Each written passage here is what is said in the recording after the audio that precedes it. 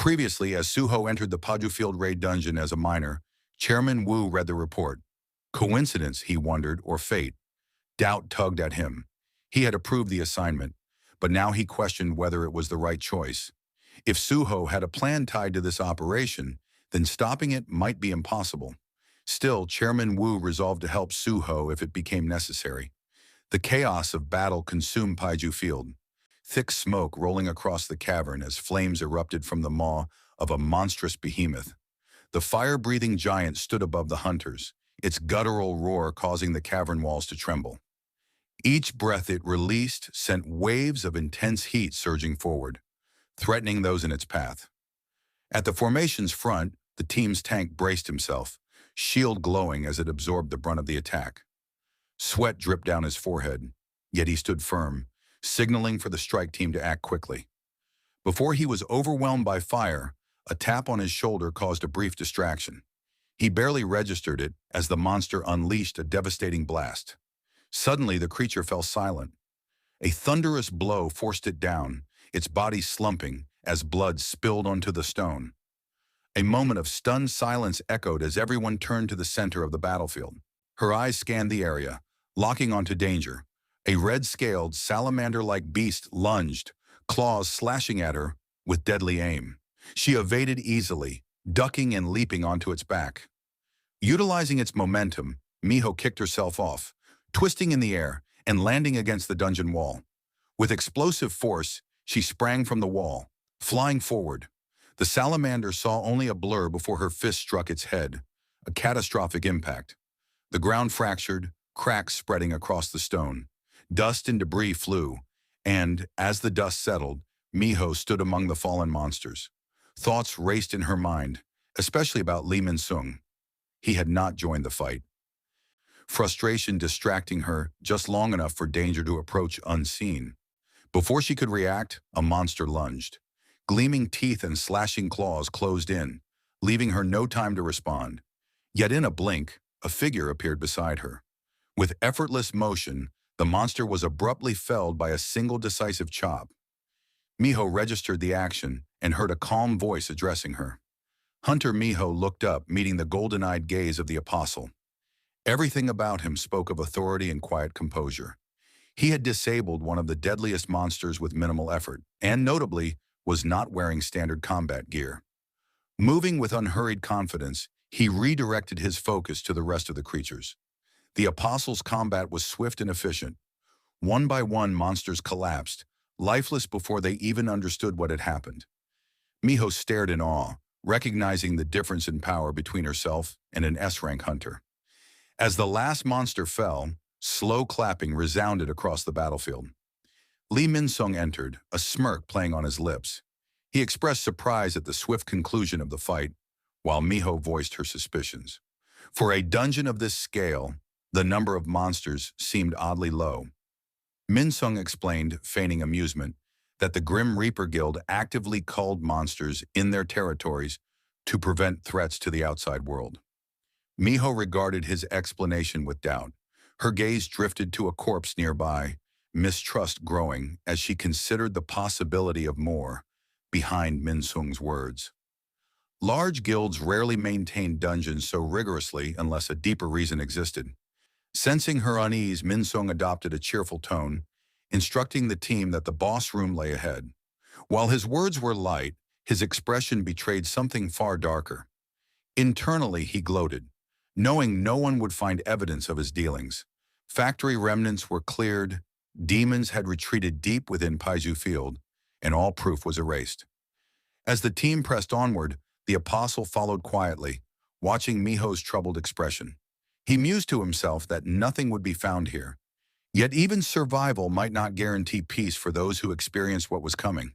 Deep inside a secret chamber of Paiju Field, Murmu, a demon, presided over a chilling laboratory bathed in an unnatural light. Two other demons stood near him, their forms radiating menace. Murmu's frustrations grew. The apostle's presence in the dungeon left the demons idly waiting, unable to continue their own dark work. Murmu clicked his tongue, lamenting how their resources were squandered on passivity when they could be transforming victims into stardust. Suddenly, a heavy silence befell the room. A figure appeared in the doorway.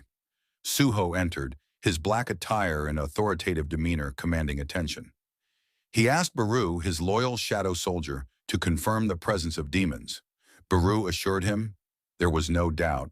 Demonic energy lingered unmistakably. Without hesitation, Suho shattered the locked door with a single push, revealing the horrific scene inside. Murmu turned to confront the intruder, but his defiance was short-lived. Suho struck with blinding speed. Murmu was sent flying, crashing into the wall so hard that the stone cracked on impact. Suho followed up immediately, embedding Murmu deeper with a second blow, leaving the demon battered and barely recognizable. The other demons were stunned, realizing their powerful ally had been instantly reduced to a mangled heap. Baru praised Suho's growth, impressed by the strength behind each attack. He remarked that Suho's recent training was evident in the decisive blows. However, Suho's attention quickly shifted to the inert hostages. He noted that their minds were no longer their own, confirming suspicions about the place. It was being used as a Stardust Factory for nefarious purposes. A grotesque sound interrupted the moment. Murmu's remains began to reconstitute, bones snapping back, flesh twisting. His distorted laughter rang out as he taunted Suho, identifying him as the obstacle to the Apostles' plans. Suddenly, a surge of crimson energy engulfed the demon. Murmu's body expanded and transformed, tendrils sprouting, tall and monstrous. Meanwhile, tunnels echoed with the sounds of pickaxes. Miners toiled away in search of mana crystals, their labor marked by fatigue. One miner expressed his weariness and confusion over the abundance of crystals, suspecting the guild had additional motives for maintaining such resource-rich depths. Another miner speculated about new collection methods and mentioned that an E-rank member had joined the crew, a rare sight in a B-rank dungeon. Skepticism and concern arose over the decision, but the second miner defended the rookie's dedication, noting the effort shown at such a young age. In lighthearted banter, the first miner accused his companion of assigning the newcomer to the safest entrance while he himself was tasked with the most dangerous locations. The second miner feigned innocence, then pointed out how the rookie was managing a cart far heavier than usual and suggested helping him once they finished. The miners found camaraderie in their shared struggles, choosing compassion over competition as they pressed on. Throughout the vast darkness, carts overloaded with mana crystals lined the tunnels, which wound deeper into the labyrinth, untouched by any light. Inside the darkened depths of the dungeon, Suho stood unmoving, eyes locked on the demon Murmu. Without a word, he assessed his opponent, weighing the danger ahead. Baru quietly warned the young monarch about the demon's powerful magic. Suho, unshaken, acknowledged Baru's concern. His own senses, honed far beyond ordinary hunters, let him gauge the depth of Murmu's strength. The demon's aura rivaled that of an A-rank hunter, akin to Randolph, whom Suho had previously battled in the pyramid field. Knowing this, Suho tightened his stance, his confidence born from experience. He understood now why the Hunter Association had called on the Grim Reaper Guild to clear such a dangerous dungeon. He remembered his true reason for joining the excavation team, exposing the truth behind the Stardust Factory. Suho's blue eyes burned with resolve. If scrutiny on Lee Minsung intensified, learning about Aterim's apostle would soon become nearly impossible. Without hesitation, Suho demanded to know the apostle's location. Murmu regarded him with cold, mocking amusement, interpreting Suho's pursuit as an echo of the apostle's hunt for the mysterious man in the black mask. Without warning, Murmu lashed out. Dark tendrils whipped from the demon and coiled around Suho's ankle. A sneer spread across Murmu's face as he taunted Suho, promising he would soon meet the apostle. With a surge, the demon's tentacles writhed and twisted towards Suho, prepared to drag him under. Murmu announced his plan to break Suho's body and spirit, threatening a coma from which he'd never awaken. Despite the ominous threats, Suho remained still and calm, face barely betraying irritation. Suho's only response was a low remark, mocking the demon's concept of absolute strength. For a moment, his mind flickered to memories of grueling training under the giant Amit. That training, finished alone in 5 days, had pushed Suho past all limits. He recalled collapsing from exhaustion, tears of relief in his eyes as gray, Beru and Essel watched. In the aftermath, Amit praised Suho's accomplishment, declaring him the strongest human he had ever met. Those harsh days had transformed every daily quest improvement into real power. Suho remembered the system notification marking his newly acquired strength boost skill, a 20% increase he immediately felt. Back in the present, the sharp sound of tearing flesh, Murmu's tentacles, once coiling with confidence, now lay shredded on the ground, oozing dark blood. The demon's eyes widened in disbelief. His vaunted grip had been utterly destroyed. Voice ragged with fury, unable to comprehend Suho's strength. Suho did not answer. Instead, he calmly brushed away the last remnants of the demon's severed limbs, his blue eyes cold and unwavering. His strength, towering at 120, radiated in silent warning. In an instant, Suho moved.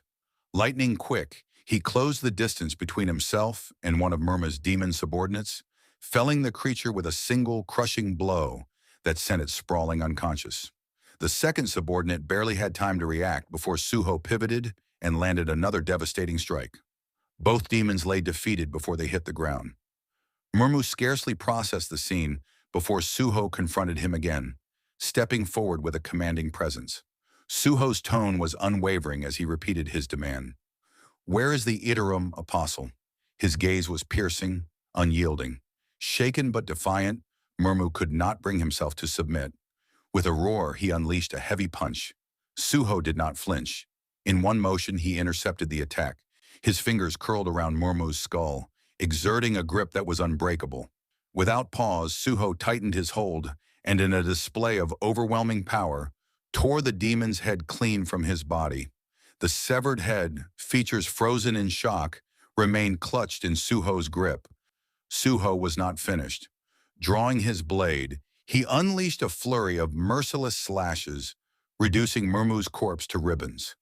Blood splattered the stones around him, painting the chamber in deep crimson. Even in death, Murmu's consciousness lingered for a final, fleeting moment. He trembled with unease at the terrifying sensation emanating from Suho, a presence that chilled his fading mind. Suho's expression remained void of mercy as he regarded the severed head. Quietly, he declared that he would get his answers, no matter what. With that, he tossed the head toward Beru. Casually, he told his shadow beast it was time for a snack. As Murmu's head spun through the air, the demon's last thoughts surfaced. He knew he would never witness the apostle's masterpiece. Before another thought could surface, Beru snapped his jaws shut, devouring the head in a bone-crunching bite. Meanwhile, far away in the shadow dungeon, Essel felt a strange lightness whisper through her form. Confused by the sensation, Essel flexed her fingers, silently remarking on how her body felt lighter. Back in the dungeon, Beru wiped his mouth clean and turned to Suho, ready to relay what little he could discern from Murmu's memories. According to Beru, Murmu's thoughts framed the apostle as a radiant, almost revered figure. No additional useful information could be gleaned. Suho sighed in frustration, another dead end. His thoughts shifted to Lee Minsung, recognizing the need to confront him next for answers about the Stardust operation. But before anything else, Suho surveyed the chamber, shifting his focus to the hostages. There was a more urgent task, evacuating the captives from the dungeon safely. Elsewhere in the dungeon, the Iterum apostle stood among a group of hunters, his gaze narrowing as he sensed the demon presence abruptly vanish. Not due to action from the Hunters Association. The raid party reached the massive doors guarding Paiu Field's boss room. At the entrance, Lee Minsung faced the assembled hunters, issuing a measured briefing. Miho, feeling uneasy, expressed concern about the lack of evidence tying the field to Stardust production. Her suspicions grew as she tapped her weapon, pondering whether they'd missed something hidden on the surface. Lee Minsung noticed her doubt and offered only a narrow smirk, his true thoughts concealed. Silently, he communicated telepathically with the Iterum apostle, agreeing to abandon the plan to brainwash the hunters for the sake of a clean exit. The apostle, however, bristled with irritation. That solution would not suffice. Miho, determined, pressed to clear the boss, confident their answers might wait beyond the door. The hunters prepared to breach the chamber together, unaware of the power struggle unfolding behind them. A confrontation brewed as Lee Minsung reacted to the apostle's intentions, anger hardening his features when he realized the scale of the betrayal. The Iterum apostle, cold and composed, moved first, summoning a sliver of concentrated stardust and firing it into Lee Minsung's neck. Agony shot through Lee Minsung as foreign energy hijacked his body. He fought to resist, furious and unwilling to submit, but the invasion was immediate and overwhelming. The apostle leaned close, voice low and chilling, discounting any notion that Minsung was more than a sacrificial tool.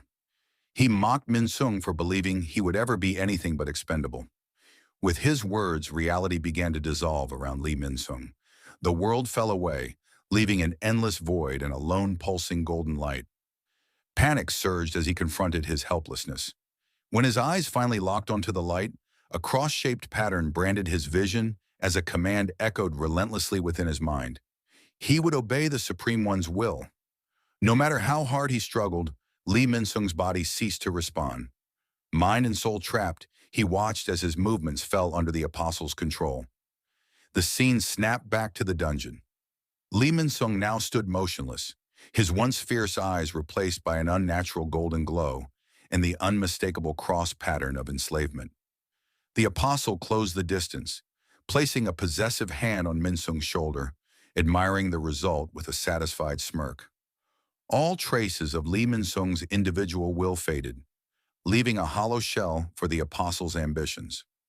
The apostle's gaze shifted to Miho ahead, smiling coolly to himself as he set his sights on his next target. Outside the dungeon, a sleek black car sat idling near Paiu Field. Inside, Choi Jong-in watched a small, blue flame shaped like a bird flicker above his palm. He explained to his companion, Lim Tae-gyu, that the flame was a failsafe. If it died, the two would know trouble had erupted inside and should intervene. Choi noted the flame's utility, being able to bypass the dungeon's disruption of communication devices. His tone grew sardonic as he remarked that, with luck, the S-rank hunters would not be needed for cleanup. Lim Tae-gyu, the composed guildmaster of the Fiend Guild, remained tense and silent, prompting Choi to ask if Lim was worried. Lim's reply cut sharp, accusing Choi of trying to provoke him. Choi chuckled, acting innocent, but Lim was not amused. With a scoff, Lim referenced recent rivalry, noting Choi's disappointment that Park Dojin joined the Grim Reaper Guild instead of Choi's own. Choi responded with measured calm, insisting his guild had more than enough exceptional talent. Despite the words, an edge crept into his voice. Lim, frustrated by the situation, mentioned that Lee Minsung had been distributing a dangerous stimulant. As a guildmaster, Lim knew he could not ignore such a crisis, warning Choi to keep his promise to stay out of the way if matters could be resolved without escalation. Choi agreed, claiming to prefer avoiding unnecessary conflict. Back in the dungeon, battle erupted inside the boss chamber. A massive salamander-like monster reared up, gathering fiery energy for an attack. The raid party prepared for impact, the tank bracing himself with shield raised as a torrent of fire engulfed him. The heat was overwhelming, but the frontline hunter held his ground. Through the flames, Lee Minsung surged forward, cutting a path toward the monster. His movements, once brimming with confidence and willpower, now carried an eerie emptiness. Miho marked a disturbing change in Lee Minsung's demeanor. She watched the Iterum apostle, a supposed S rank, continue to observe from the sideline, rather than joining the fray. Miho wondered what held him back. Her thoughts then returned to Lee Minsung. His tactics, intensity, and aggression bore no resemblance to his normal fighting style. He seemed like an entirely different person since entering the boss room. Miho steeled herself and pressed on, resolving to uncover the truth through battle. While the apostle stood silently among the hunters, a faint smirk appearing as he confirmed his thoughts. Stardust alone could not affect hunters above B rank, but its concentrated form, the star fragment, was another matter. In a sudden blur, Lee Minsung launched into the fray. His sword slashed with brutal precision, each strike faster and deadlier than the last. Miho momentarily hesitated, struck by the overwhelming ferocity he displayed. The salamander beast reeled, suffering deep wounds as it roared in fury and fixed its burning gaze on its attacker. The boss retaliated, whipping a massive tail through the air toward Lee Minsung. The blow was swift and deadly, but Lee raised his sword in time. The impact sent a shockwave shaking the cavern as Lee skidded backward, feet carving trenches into the ground. His arms burned with the effort, but he held firm. From the shadows, the apostle's eyes gleamed with intrigue. Even empowered by the star fragment, the apostle noted that an A-rank hunter still struggled against an S-rank creature. Radiant energy pulsed from the apostle, encasing him in a golden glow as he murmured with ominous intent. It was time to invoke one of the 5 abilities of the TL, a fragment of the main Stardust body. He whispered the blessing of amplification, a gift that would heighten the wielder's unique traits beyond natural limits.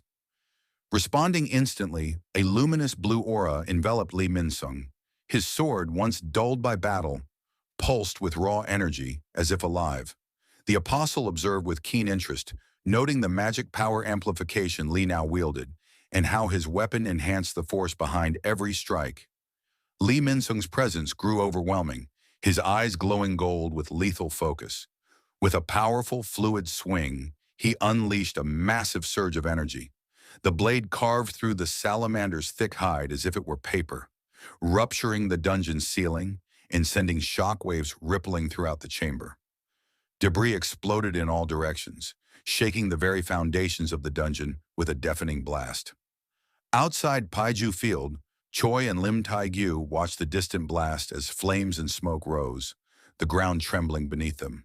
The explosion marked the chaos unfolding within. Inside, Lee Minsung stood cold and composed among the wreckage. His expression revealed no triumph or fatigue, only a chilling detachment. The apostle observed with a subtle smirk, silently calculating. Despite the amplification surge, he knew an A-rank's enhanced power could only last briefly. Most of it had already begun to fade from Minsung's body. A quiet but scornful scoff escaped him. Disappointingly, Lee Minsung lacked the capacity to wield true S-rank power. His words struck deep, tightening Minsung's grip on his sword and igniting fierce inner turmoil, though he said nothing. Miho, shaken by the destruction, struggled to process what she had seen. The power Minsung displayed surpassed the limit of an A-rank hunter. Something was clearly wrong. Her suspicions deepened as she looked toward the apostle. Stardust was supposed to be ineffective at this level. So what was happening? Then, without warning, Lee Minsung struck. His sword pierced the apostle's back with ruthless precision. A gasp of pain escaped the apostle as shockwaves rippled through the chamber. He staggered, breath ragged and voice weak with disbelief. But before the apostle finished, Lee Minsung laughed darkly. He mocked the apostle's control, his eyes turning pitch black, a menacing grin spreading across his face. The power forced upon him, Minsung declared, he would now wield for himself. With brutal strength, he freed his blade from the apostle's body. The apostle fell to his knees, blood pooling below. The other hunters, once comrades, stood frozen, fear and uncertainty clouding their faces. Miho broke the silence, furious. She confronted Minsung, demanding to know what he was doing attacking a fellow hunter, and questioned if the drug coursing through him had broken his mind. Minsung did not answer immediately but laughed wildly. His fingers clawed at his forehead, struggling to maintain control as his yellow eyes flickered between gold and black. An internal war raging. A whisper echoed in his mind. The arrival of S-rank hunters outside changed everything. His survival depended on escaping. As the remaining hunters moved to block him, Minsung's cold voice warned them to move or die. In a blur of deadly speed, he cut through anyone in his path and vanished through the hole in the ceiling, leaving chaos behind. Miho rallied the remaining hunters to send an urgent signal to the S-rank reinforcements. But unease gripped her as the apostle, despite his grievous wound, rose to his feet, blood staining his robe. A crooked smile played across his lips as he calmly staunched the bleeding. The apostle mused on the strength of will required to resist the Mistborn's divinity, acknowledging quietly that such resistance was possible. His dark amusement grew as he made no attempt to answer Miho's unspoken question about his survival. His silence alone struck fear, a chilling end to the encounter. Outside the dungeon, Lee Minsung darted through the dense forest, his breast ragged, mind swirling with frustration. Though endowed with newfound power at an S-rank level, he was on the run, hunted relentlessly. His muscles ached and his thoughts raced. Every faction, from the extraterrestrials to the Hunter Association and even the Grim Reaper Guild, seemed against him. Trust was a distant memory. He aimed to find refuge in a nearby city, but his plans were abruptly interrupted when a blade whistled through the air, embedding inches from his feet. A clear sign he was not alone. A voice broke the tense silence, authoritative and steady. Lee Minsung turned, tensing as Suho emerged from the shadows. His presence was suffocating, gaze cold and calculating. Without hesitation, Suho demanded answers about the Stardust and the Interim's apostle, his voice leaving no room for argument. Lee Minsung's mind raced. Suho's knowledge, especially about the apostle, was beyond common understanding. His gaze dropped to Suho's Vulcan gauntlets. Could this mysterious masked figure, rumored to dismantle Brocky's Stardust supply, really be him? Time was scarce. The hunters pursuing Minsung would soon arrive. With resolve, Minsung lunged, sword slicing the air with lethal confidence. Judging by Suho's aura, he believed victory was assured. But Suho stood firm. Just as the blade approached, Suho shifted with nearly supernatural grace and caught the sword barehanded, a metallic screech filling the air. Minsung's disbelief crashed like a tidal wave. How had Suho stopped his attack with just his hand? Before comprehension fully settled, Suho twisted and delivered a lightning-fast kick to Minsung's jaw. The strike sent him flying, blood spraying, body crashing to the ground. His mind reeled. How could someone with weaker magic overpower him so thoroughly? From the shadows, Baru observed with amusement, noting that hunters calculated strength by magic power alone. True strength, Baru mused, was something else entirely. Suho's sharpened body and honed might, forged by rigorous training with Amit, elevated him far beyond ordinary limits.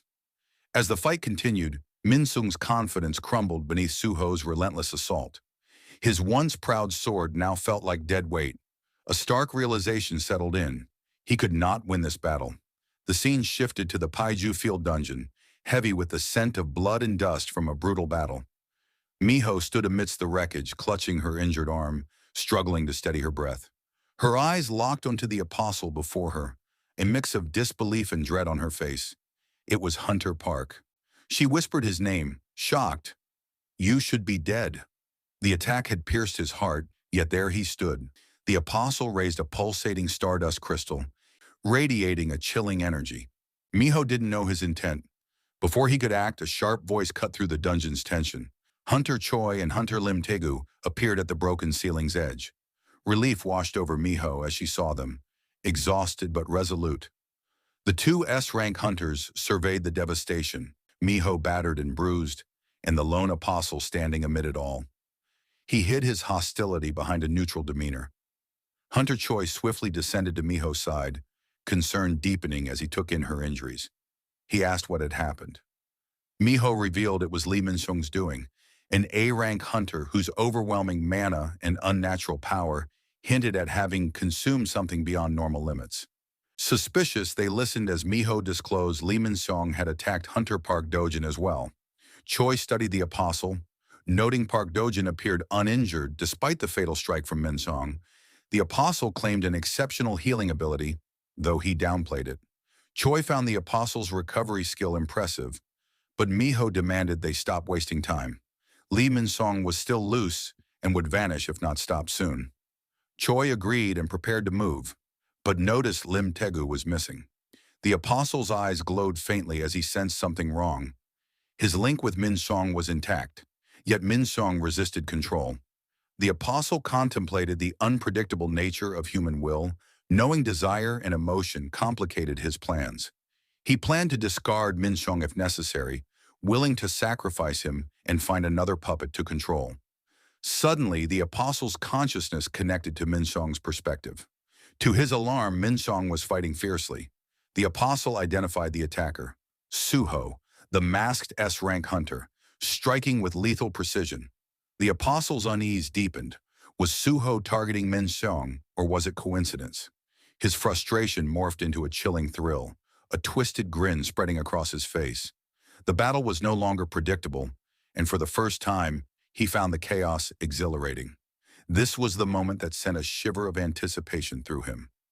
Suho continued his relentless assault, each strike cutting through the air with controlled precision.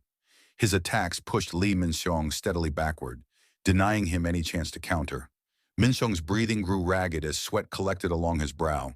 The pressure mounted with every exchange, and desperation finally broke through his focus. With no warning, Minsung called out for Suho to stop. The abrupt plea made Suho's instincts flare, yet his body hesitated just enough to interrupt his rhythm. He lowered his blade slightly, regarding Minsung with a narrowed stare. Minsung straightened, steadying himself as he proposed a bargain. If he answered Suho's questions, he wanted to be allowed to walk away. Suho remained cautious. He demanded clarification about Minsung's involvement with the Aterim Apostle. The crimson glow in Minsung's eyes deepened as he admitted that the alien had betrayed him. The admission made Suho and Paiu exchange brief uneasy glances. Suho then pressed him on why he helped distribute Stardust if betrayal was involved. Minsung revealed that the Apostle had promised to kill someone for him, a promise rooted in Minsung's desire for revenge. After the Great Cataclysm, everything he had built had collapsed, and another hunter's sudden rise had fueled his resentment. To preserve the life he once held, he believed someone had to be removed. His bitterness sharpened as he compared Suho's restraint to a character he once despised. Someone who held on to hope without conviction. The lingering power of the Apostle twisted Minsung's aura, and the corruption pulsing through him darkened his tone further. He claimed that Suho's power was nothing more than luck, and warned that Suho would one day face a defining choice. Before Minsung could finish the ominous statement, his body jerked violently. His voice died in his throat as his limbs locked in place, and a look of terror seized his face. His consciousness was pulled into a void where the Apostle awaited him. Within the darkness, the Apostle emerged, towering over Minsung with cold amusement. He reprimanded Minsung for overstepping and immobilized him effortlessly. The Apostle mocked Minsung for his usefulness, declaring that he had gained more from him than expected. Then, with chilling finality, he declared that he would borrow Minsung's body one last time. Minsung's final scream was swallowed as the Apostle's spectral hands struck together, fracturing the void. In the real world, Minsung's body erupted in golden light. A violent surge of power exploded outward, shaking the forest and distorting the surrounding air. Suho shielded his eyes as the blast sent debris flying. Paiu identified the overwhelming aura as Aterim's power, far stronger than what they encountered in Braki. Minsung's body convulsed as golden chains of energy coiled around him, embedding themselves into his flesh. His sword fused into his arm, and radiant wings unfurled from his back, glowing with divine intensity. The transformation twisted his form beyond anything human, creating a vessel fully overtaken by the Apostle. Suho could only stare as reality warped around the transformed figure. What remained standing before him was no longer Lee Minsung. A voice emerged from the new form, deep, amused, and unmistakably inhuman. The Apostle recognized that Suho's efforts at the Stardust Factory and his pursuit of Minsung had been a ploy to draw him out. He revealed that he had been eager to meet Suho as well, referring to him as the Black Mask. Golden wings spread wide as the Apostle raised the radiant blade, aiming it toward Suho. He addressed him directly, acknowledging the long-awaited confrontation. Suho steadied himself, realizing he was standing before the envoy of the god of the otherworld, the same force responsible for keeping his father away. His resolve hardened as he declared that the world would not be taken without resistance. Before the clash could begin, a powerful voice shattered the tension, ordering both combatants to stop. The command cut through the battlefield like a strike of thunder, freezing them where they stood. A suffocating pressure descended. Both Suho and the Apostle turned toward the source, eyes widening in unison as a lone figure strode forward. Lim Taegu's arrival folded the battlefield into silence. Lim's presence demanded caution. His gaze flicked between them, and his voice cut through the air. His hand hovered over his bow, fingers ready to loose an arrow at any provocation. Suho remained frozen, still processing the sudden intervention and the presence of an S-rank hunter here.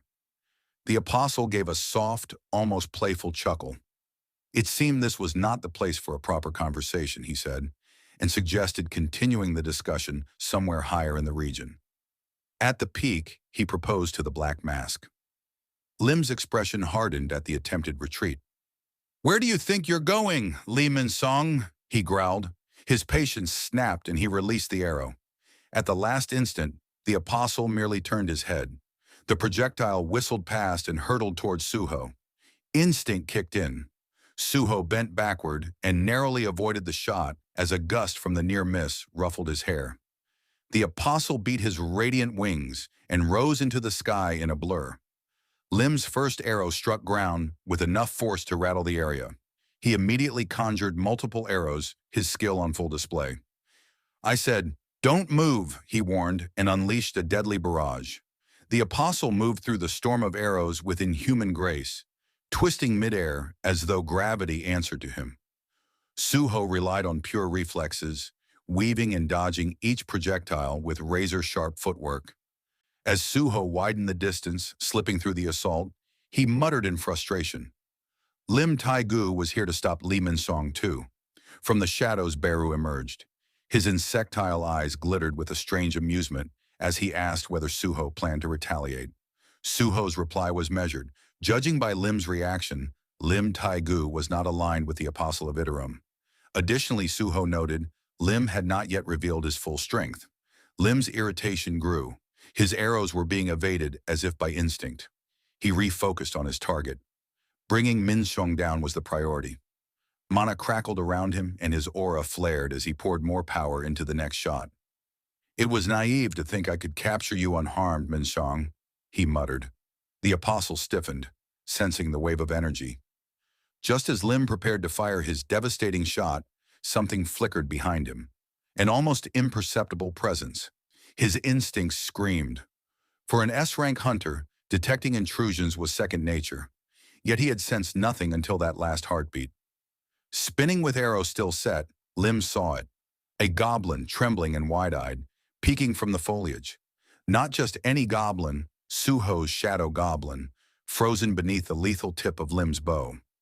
The absurdity stunned Lim. For a moment, seasoned instincts faltered. Then realization hit. Suho and the apostle were gone. Lim's jaw clenched. He slowly lowered his bow and dismissed the power in his charged arrow. The wreckage of the fight lay before him. Torn earth, shredded trees, the scars of clashing forces. Frustration tightened his features. "Damn it. I can't believe I fell for that," he snarled, eyes dark with resentment. Elsewhere inside a quiet office, the sound of a phone ringing broke the silence. A firm hand picked it up. On the other end, a deep, steady voice spoke. It was the president of the Hunters Association. He calmly acknowledged the news that Lim Minsung had escaped. Lim Taegu stood with a grim expression, accompanied by Choi and Miho, the tension of the situation weighing heavily on them. Taegu exhaled slowly, frustration clear, and took full responsibility for the failure. He explained that Minsung's behavior had been erratic, likely from some substance affecting his mind. He added that there had been another hunter present, a man wearing a black mask. Choi's eyes widened with alarm, asking if the masked hunter was built like a brawler. Taegu nodded, taken aback by Choi's sudden focus. Choi recalled seeing the black masked hunter leading black magic beasts during the airport dungeon break. A tense silence fell as the chairman considered the possibility. He murmured about Jinwoo's shadow army, the black magic beasts, and wondered if they might belong to Sung Jinwoo, the long-missing hunter. However, he quickly dismissed the idea, reasoning that if Jinwoo had returned, he would have swiftly ended the crisis. That meant someone else was orchestrating the events. Meanwhile, on the top of mountain, chosen for the confrontation with the apostle, Suho arrived, and the wind howled sharply through the desolate mountaintop. His sharp gaze swept the scene before locking onto apostle ahead. The apostle waited at the mountain summit with a casual arrogance that belied the danger he radiated. The apostle's golden eyes glittered with amusement. "You helped me escape earlier." "Why?" he asked. Suho's reply was cold and measured. "When things turn against you, you'll drop Lee Minsung without a second thought." The apostle's smirk widened into something darker. Freed from a human host, his true power pulsed through the air like static. He tilted his head, curiosity sharpening his tone. "I've heard whispers. Demons speak of one who commands darkness, the shadow monarch. What is your connection to him? Suho's gaze snapped to steel. He refused to explain. You talk too much, he said. I don't answer questions. I'll take the answers from you.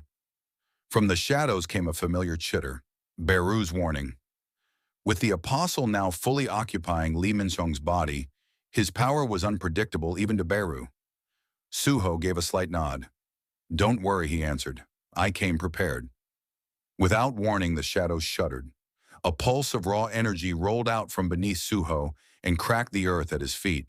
Suho spoke one word, an unbreakable command. Arise.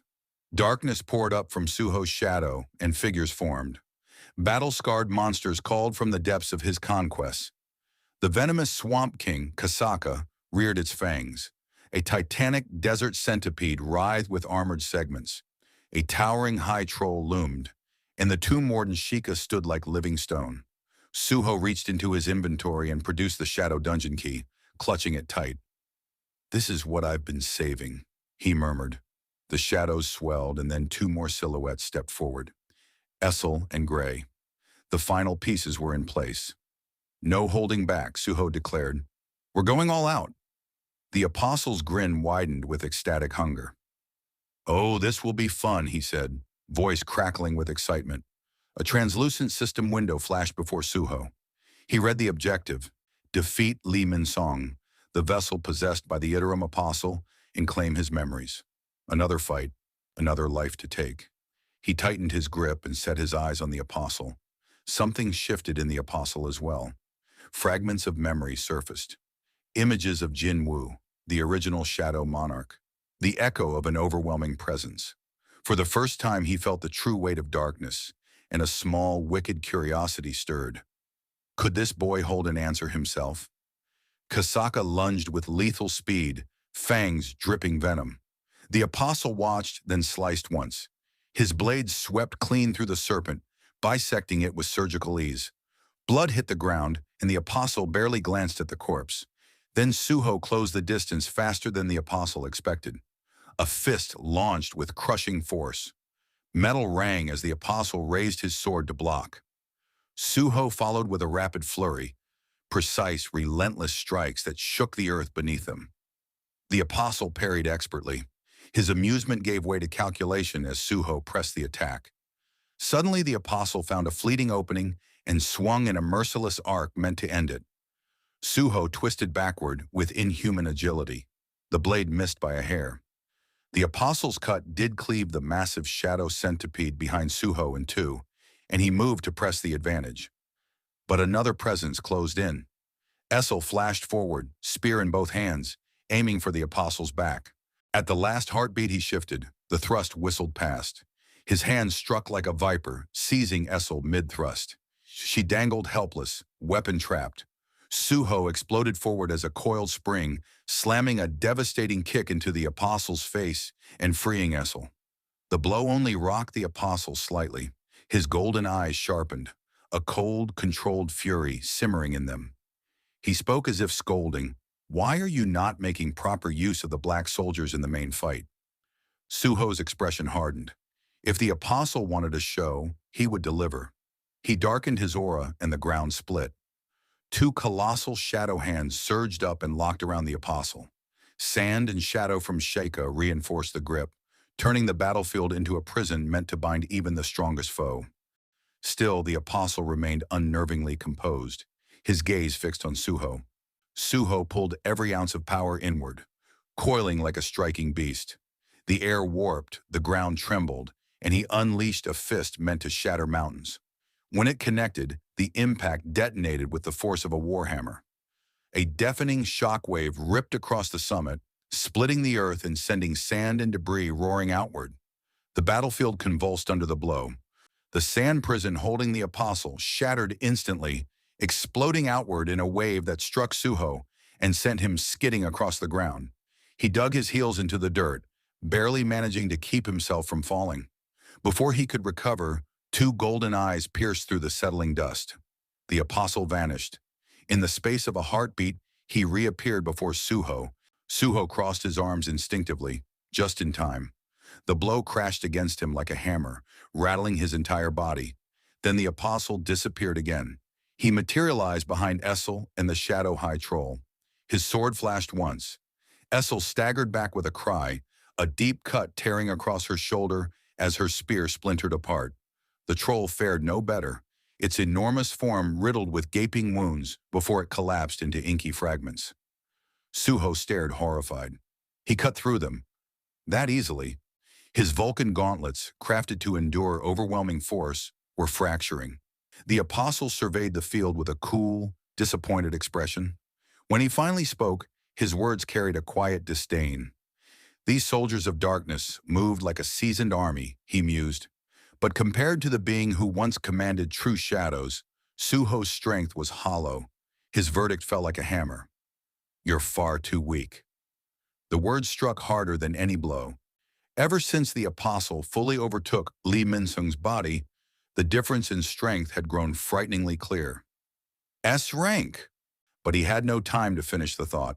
The apostle advanced, fury twisting his previously neutral expression.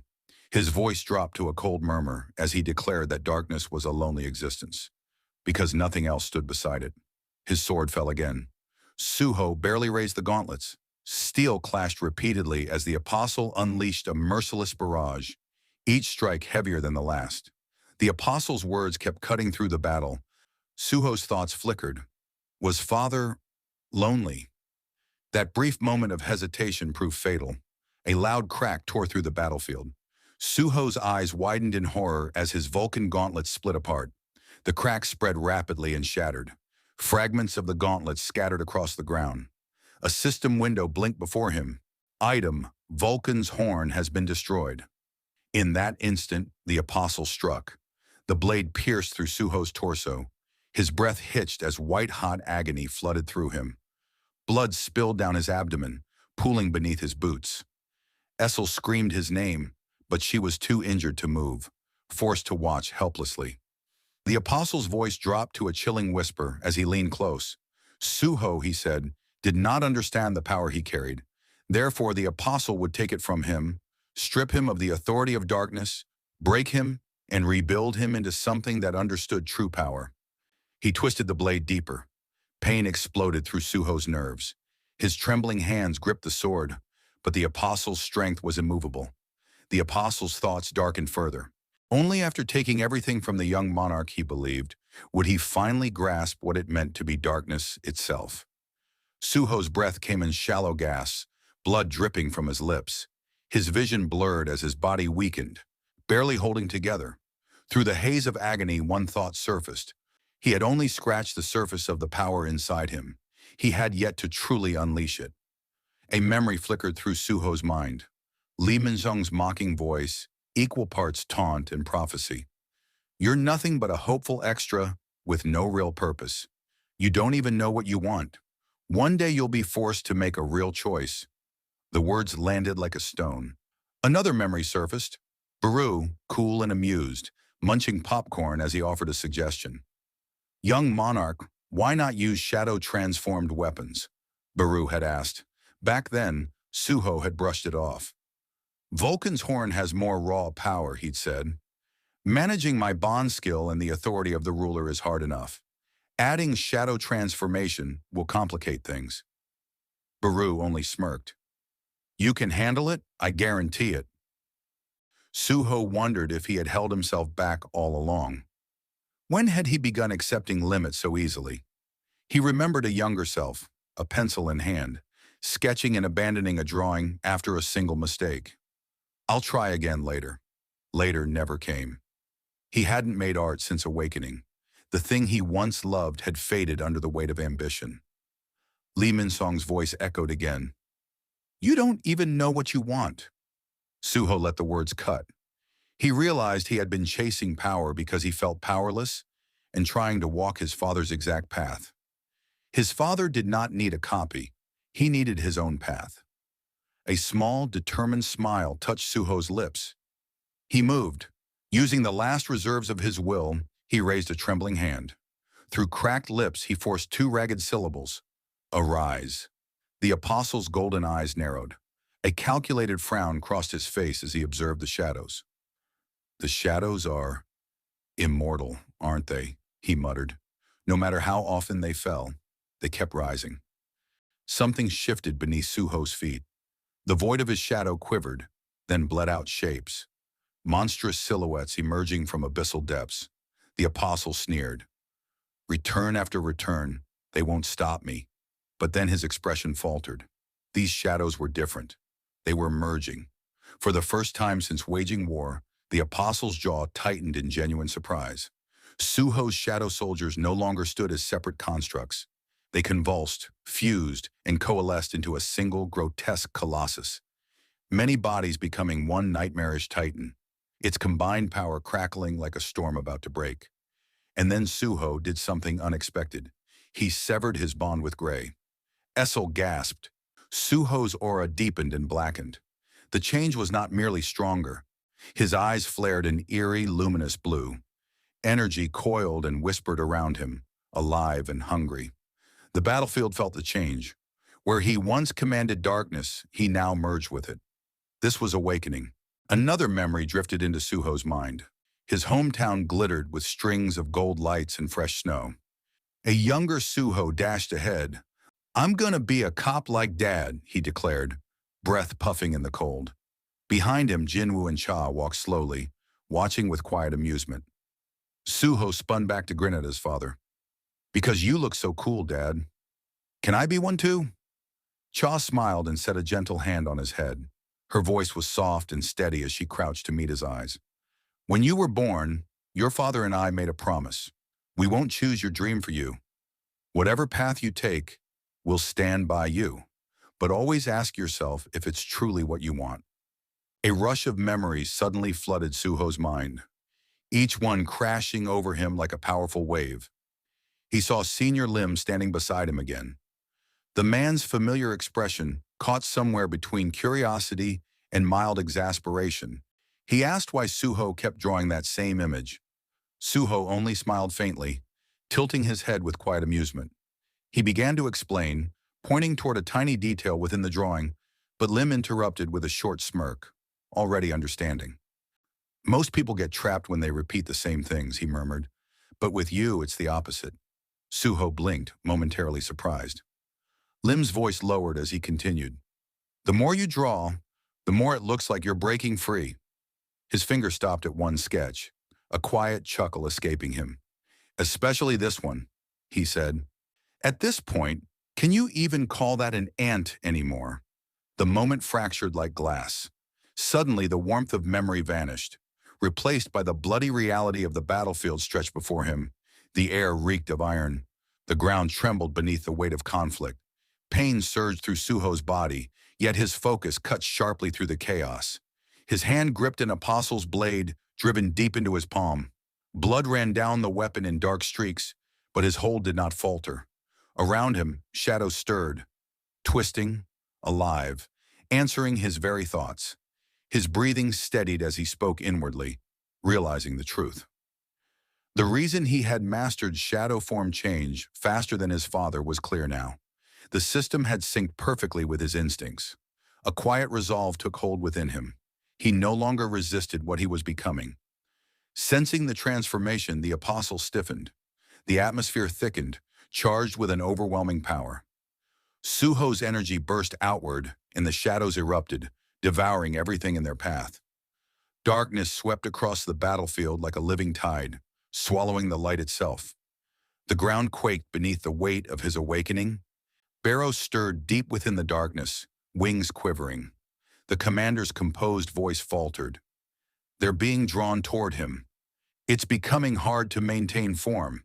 He tore free of the mass and streaked toward Essel and Gray. Essel clasped him, voice urgent. "Beru, what's happening to the young monarch?" Beru's usual certainty waned. "I don't know," he admitted, rare and worrying. "He's shedding his former self," Barrow clicked, mandibles jittering as he watched Suho's mana warp the air. In the heat of pain and memory, he decided to carve his own line. The apostle watched in silence, his cold gaze fixed on Suho. His mind worked with ruthless calculation, parsing every movement. Had this potential been hidden inside Suho from the beginning? The thought unsettled him, an emotion he hardly recognized. He realized the situation was slipping out of his control. Suho had to be pushed to the brink and injected with the star fragment before this power grew any further. But before he could move, a sudden pulse of danger gripped him. A shadow spike screamed through the air, already at his throat. Reacting on instinct, he twisted away, wings flaring as he launched himself backward. Something was wrong. He had barely sensed the attack, yet it nearly killed him. His eyes narrowed on Suho in disbelief. Hunters were confined to the limits of their awakening. Growth beyond that boundary was impossible, unless could this be a reawakening. His thoughts stopped cold. Suho was no longer simply standing. He was looming. His presence swelled, pressing down on the battlefield like a tidal wave. Mana flared violently around him. His wounds sealed at unnatural speed as shadows crawled across his body, forming armor shaped from pure darkness. The transformation was no longer happening. It was complete. Suho lifted his gaze. The warmth once in his eyes had vanished, replaced with something cold, distant, and lethal. White light glowed in his irises, radiating silent intent. In that moment, a realization snapped into place. Shadow transformation wasn't just about forming weapons. It was the freedom to manipulate shape at will. The possibilities were limitless. Before that thought could fully settle, a massive shadow beast lunged upward with its jaw wide open, fangs dripping with killing intent. The apostle reacted in an instant. One clean swing tore the creature apart before it could land a bite. Its form shattered into drifting fragments. A second attacker struck immediately. A towering shadow troll, one of Suho's strongest summons, swung a colossal club downward. The battlefield trembled under its weight. The apostle intercepted the club mid-swing, halting the blow with unsettling ease. The troll strained against him, muscles bulging, but the apostle didn't budge. Annoyance crossed his face. He muttered with disdain that Suho's creatures were meaningless before him. With that, he moved. His sword flashed like silver lightning as he sliced through the summoned shadows. Torn apart and dissolved back into darkness. But then something shifted. An instinct, sharp as a blade, warned him. He looked up. Suho was approaching. Each step radiated a new force, something entirely different from the shadow power that consumed the battlefield. The air around him crackled. Power gathered along his arm, not darkness, but a deep, burning red, pulsing like molten blood. The aura twisted and surged, alive with destructive intent. Suho's expression remained calm, almost indifferent. When he finally spoke, his voice carried a finality that made the apostle's grip tighten. Suho stated that if this next attack failed, the battle would end there. Then, a flicker appeared in Suho's vision. A system message. Bond skill activated, demon strike. A sudden, violent change swept over Essel. Her dark hair flashed white as mana poured from her in a torrent, spilling into Suho without restraint. The moment her power merged with his, Suho moved. He launched himself from the fractured ground with a deafening boom. Fissures spidered outward as he flew forward, his body charged by an unprecedented fusion of shadow form, the ruler's authority, and the demon strike. Across the field, the apostle's instincts flared. He reacted before he could think and stepped backwards in a blur, eyes fixed on the oncoming assault. He could feel the lethal potency of that mana, and yet smiled, confident that such an obvious attack would miss him. He countered with cold precision. His sword flashed in a rapid series of slashes, arcs of light slicing the air like merciless waves. Suho barely had time to register the first strikes. Energy blades tore through him from multiple angles, shredding muscle and sending a spray of crimson into the night. Pain blurred Suho's vision. The apostle inhaled, savoring the scent of blood, and taunted him. "You can still use your authority," he mocked, even while missing a leg. Suho staggered, broken and battered. But amid the agony, a new clarity arrived in Suho's eyes. The apostle's confidence faltered. From the apostle's shadow, a figure detached itself like a wraith, Sheikah, appearing in a single, crucial instant. Mana boiled around her clenched fist, then detonated. The strike shattered the air itself. The apostle's mind blanked. He could not perceive the blow coming. The combined force of three devastating powers smashed into him and obliterated his defenses. He flew across the battlefield like a broken puppet and crashed into a distant rock formation. The terrain trembled. Dust and debris billowed into the sky. When the storm of rubble settled, Suho and Sheikah stood together amid the wreckage. The apostle lay at the base of the shattered stone, bloodied and broken. His pristine form was torn. He breathed unevenly, stunned by what had happened. He muttered in disbelief, "You transferred your skills to a soldier." His lips trembled as he struggled to understand the audacity of what he had witnessed. Even the darkness itself had never wielded authority in this way. Inside the damaged body he inhabited, something shifted. The apostle tried to seize control, to move his host, but Minsung's jaw would not obey. His mouth had been shattered. Noticing the limitation, the apostle flexed the remaining limbs. The body could still fight, but it was failing. He thought of restoring the vessel's strength by sacrificing its life force. He needed power. A voice cut through, familiar and defiant. Lee Minsung's voice. The suppressed consciousness was back. Minsung's voice, angry, bitter, echoed inside the shared mind. "What the hell is this? Did that brat do this to me?" The apostle remained silent, uneasy. Minsung scoffed, amused and venomous. "What's wrong?" The mighty S-rank humiliated by someone weaker. The apostle's patience thinned. "Lee Minsung," the apostle warned coldly. A tense exchange followed. Minsung snapped back with a wicked grin and a dangerous calm. "What's the worst that could happen to me? You think I'm afraid of dying?" His fingers trembled. What fueled him was not fear, but rage at being looked down upon. Fed by that fury, Minsung drove his hand into his own chest. Mana crackled wildly as shockwaves racked his body. A guttural roar tore from him, a raw, almost animal howl filled with hatred. "What I hate more than anything," he told the apostle, "is being ignored." He turned his gaze to Suho, madness and purpose burning in his eyes. "Come, you little brat." Suho did not hesitate. With each step forward, his presence grew heavier. Power coiled around him like a storm about to break. The battlefield held its breath as two wills, one human, one otherworldly, prepared to clash again. Lee Minsung ripped the apostle's armor from his body. Apostle's armor clattered to the ground one after another, the sound swallowed by his deranged laughter. If he could not be the protagonist, he vowed, then he would play his part to the very end. Fragments of the broken armor spun through the air like dying embers, briefly blurring his vision. In that instant, Sung Suho was already beside him. A punch, wrapped in abyssal shadow and the ruler's absolute force, slammed into Minsung's gut. The battlefield convulsed. Shockwaves tore through the earth, shattering stone and tearing the air like a violent storm. The blow ripped through Minsung's frame, and he collapsed under the unleashed power. The ground beneath them split. For a breathless moment after that monstrous strike, only silence remained.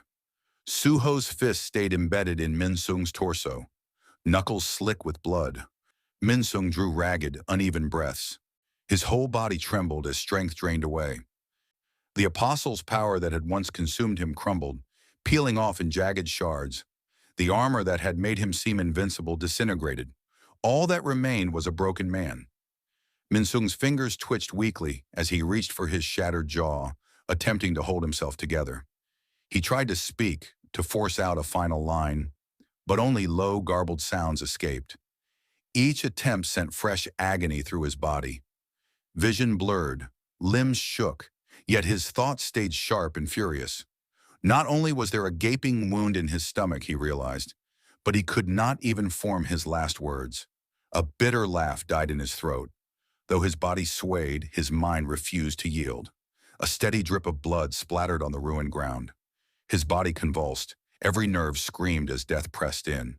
For so long he had convinced himself he was different, chosen, destined to reshape the world to his image. Now, as the end neared, he understood he was like everyone else, dying. A memory surfaced, unexpected and sharp. Lim Tigu. His body stiffened. For a moment, burning rage eclipsed his pain. Why the hell am I thinking about that idiot now? The thought flared. Tigu's smug face, the expression that had always looked down on him, flickered across his mind. Anger boiled beneath the surface, but his body no longer obeyed him. He was too weak to fight, too weak to lash out, too weak to change anything. Still, with the last of his strength, he forced his arm upward, trembling as he raised his hand. Even if his voice failed and his body collapsed, even if death clawed at him, there was one thing he would not surrender. With the final remnants of will, he thought, "Don't you dare look down on me." The thought clung like a dying ember before fading. His bloodied gaze slid toward Suho. The edges of his vision darkened like a falling curtain. Even as the world slipped away, he could still see those eyes fixed on him. Cold, steady, and worse, pitying. A final mockery twisted his ruined mouth. "Why are you looking at me like that, brat?" he tried to say, but the answer never came. His fingers twitched once more, and then stilled, limp against the blood-soaked dirt. His chest, which had risen and fallen in ragged defiance, gave one last shudder and then fell silent. A notification chimed inside Suho's mind. "You have gained experience points. Level up achieved." Another window slid into view. Urgent quest. Eliminate Lee Minsung. Quest complete. Suho did not move. He remained still, staring at the lifeless figure beneath him, as if trying to comprehend something beyond understanding. Behind him, a cheer erupted. Baru, Essel, and Gray cried out in victory. Baru stepped forward, unable to hide his excitement. "You did it, young monarch," he declared, voice bright with enthusiasm. "The apostle of Irem has been defeated." Suho gave no answer. His gaze remained fixed on the body, expression unreadable and distant. There was no triumph in his face, no easy relief. When he finally spoke, his voice was low and heavy, with something he did not voice aloud. In the end, it was probably Lee Minsung who laughed last, he murmured to himself. The words hung there, unshaken by the celebration. He had never truly known Minsung. They had never shared a real conversation. Yet Suho felt something gnawing at him. Minsung had clung to his desires until the end. Baru faltered as he watched Suho's expression change. This was different, weighty in a way nothing before had been. A thought struck Baru. This must be the first time. The young monarch has killed one of his own kind. Even someone as powerful as Suho could not ignore the gravity of the moment. Still kneeling, he let out a slow breath as his thoughts drifted, pulled towards something deeper that had been building since the start of the fight. "There's something I realized because of him," he said softly, almost to himself. Memories surfaced. His father, his mother, the choices that had brought him here, the path that lay ahead. He had set out to find his mother and stand beside his father. That had always been his purpose, hadn't it? Had he ever considered his own ambitions, his own goals? He thought back to the early days, to the tutorial and that first brutal fight against his father, recalling the overwhelming dominance he had felt then. In that moment, he had only wanted to be like him, to reach that level, to wield that power. He turned to his companions, hands pressing into the dirt as determination coiled through him. "I was so obsessed with surpassing him," he admitted, voice steady. His gaze wandered across the battlefield. The echoes of the fight were still vivid. The wound from that loss had fed his determination, but he had never asked why he wanted it so badly. Suho rose and reached the cliff's edge. He spoke, calm and resolved. "I used to see my father as untouchable, too far ahead to ever reach. I thought that was reason enough to keep pushing." His words drifted on the wind, heavy with the weight of long-buried realization. "But there's nothing wrong with having huge ambitions." He squared his shoulders. "If I'm going to grow stronger, I won't settle for anything less than being the strongest." His voice sharpened with certainty. Stronger than the apostles of Irem, stronger than the monarchs, stronger even than his father. Baru reacted first, a nervous chuckle escaping him as his usual confidence wavered. "Young monarch, I don't know about that, but I'll cheer for you," he said with humor and loyalty. Essel frowned in thoughtful curiosity. "Wouldn't surpassing Lord Jinwoo be, well, nearly impossible?" she asked, not with scorn but genuine wonder. Suho sighed dramatically and crossed his arms. Thanks for the encouragement, he muttered, sarcasm light in his tone. He wasn't surprised by their disbelief. Instead of arguing, he turned to the practical. I should check my rewards, he thought. A soft blue glow sprang before his eyes as his system window opened. Notifications flooded his view.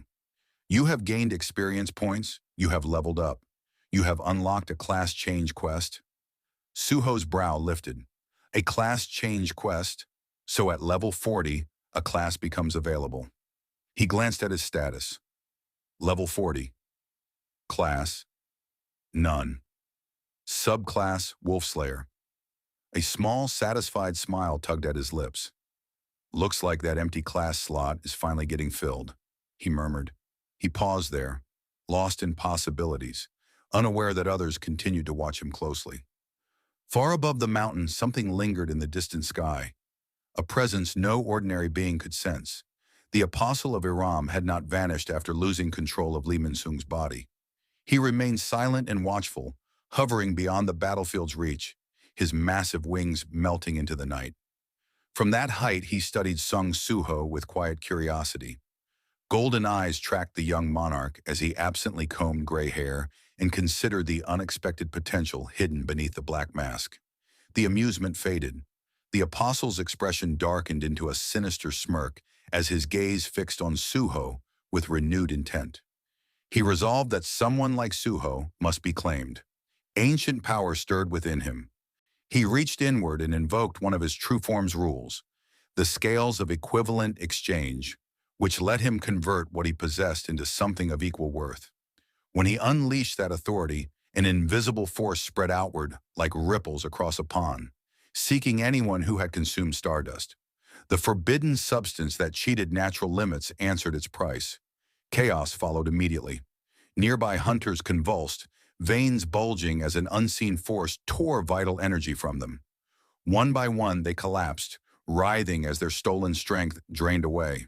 Screams dwindled into gasps as flesh withered, and bodies crumpled like empty husks. All that stolen life flowed into the apostle.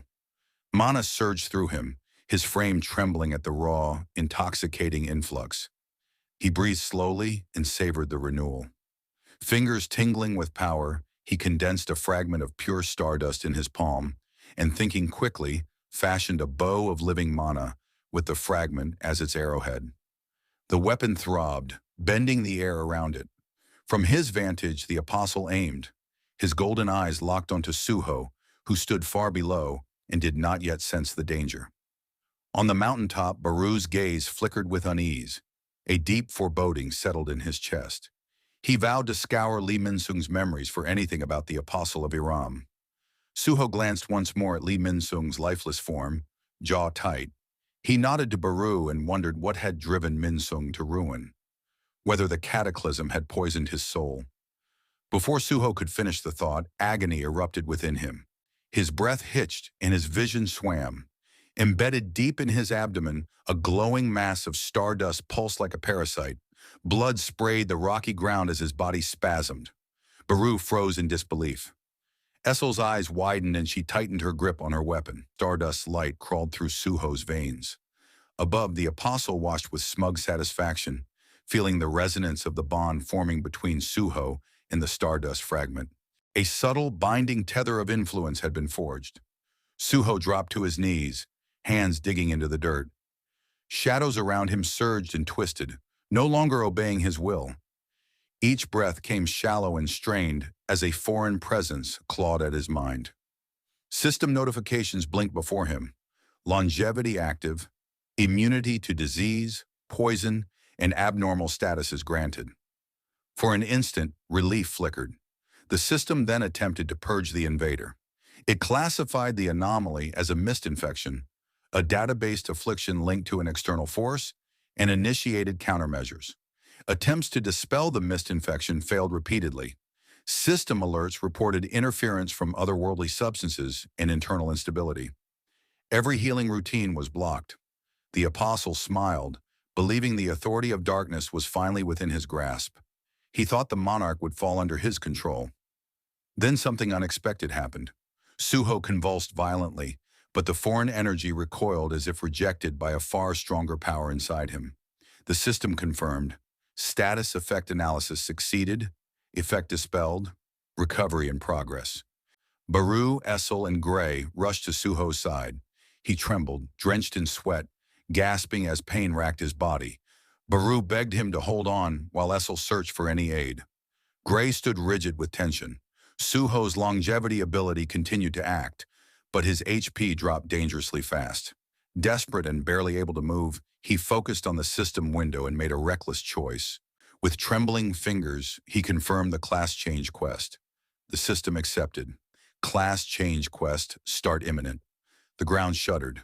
A massive shadow dungeon gate erupted nearby, its swirling black mass devouring the surrounding light. A system notice declared that only the player could enter.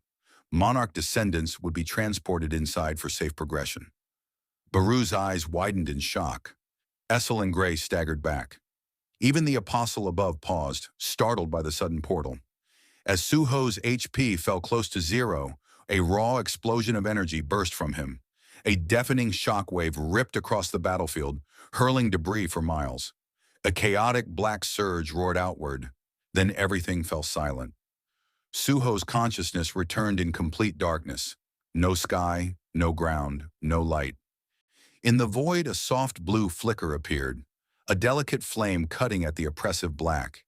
It stabilized him and chased back the darkness. His breathing steadied. He was alive. He was fully healed and uninjured. As his vision adjusted, he realized he no longer stood on the mountain. He sat on a smooth floor inside an endless corridor of ancient, grand architecture stretching beyond sight. His throat tightened. He wondered if this place had been created by his father, like a tutorial dungeon made for him in the past. Back on the mountain, where moments earlier a brutal confrontation had raged, the battlefield had fallen into an eerie stillness.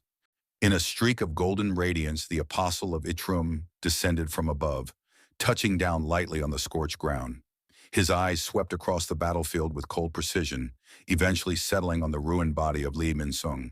The corpse lay motionless, broken beyond recovery. Yet something was wrong. There were no signs of Suho, no shadow soldiers, no allies, and not even a faint mana trace to indicate where they had gone. The apostle studied the air and ground with increasing sharpness. The silence surrounding him revealed a conclusion. The disappearance had not been chaotic. It had been deliberate. A controlled extraction, a selective gate had opened, one that had pulled only specific individuals inside. The apostle's expression shifted from irritation to fascination, realizing that the black-masked figure who kept interfering was once again behind something unpredictable. The mystery surrounding these interferences only deepened his intrigue. Far away, deep within a newly formed class-change dungeon, Suho held himself perfectly balanced on one hand. His body hovered just above the cold stone floor, steady except for an occasional bead of sweat falling from his brow. He was not resting. He was evaluating every inch of his body. The wound he had sustained earlier had disappeared completely. His strength felt sharpened, his movements cleaner. With a controlled motion, he lowered himself and landed lightly on his feet, adjusting his shoulders as he prepared to move. Before he could continue examining himself, a sudden system projection appeared in front of him.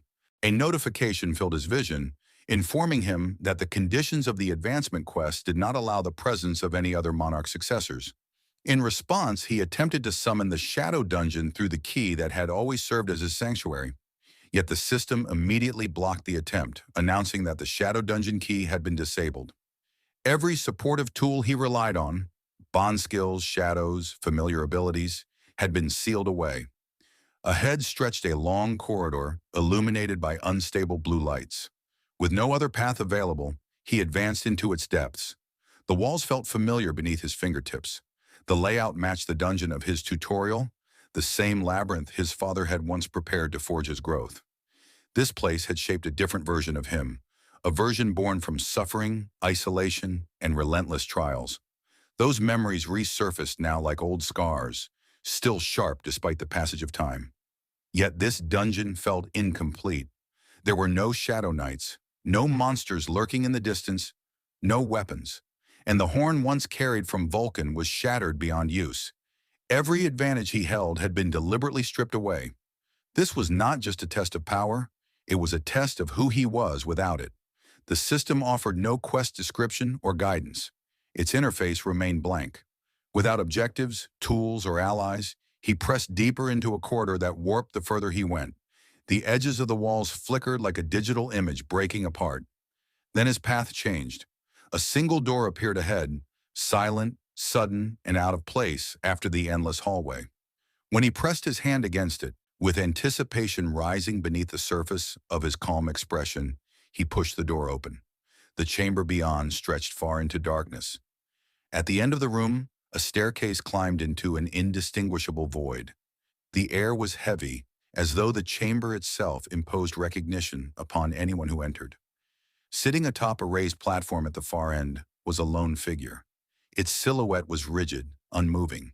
When Suho approached, the figure slowly rose from the throne-like seat and began descending the steps. As the shadows peeled away from its face, the truth became clear.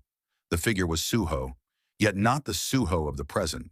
This was the Suho forged during the tutorial, the Suho who had survived unending bloodshed, the Suho who had faced Baru at full strength and endured.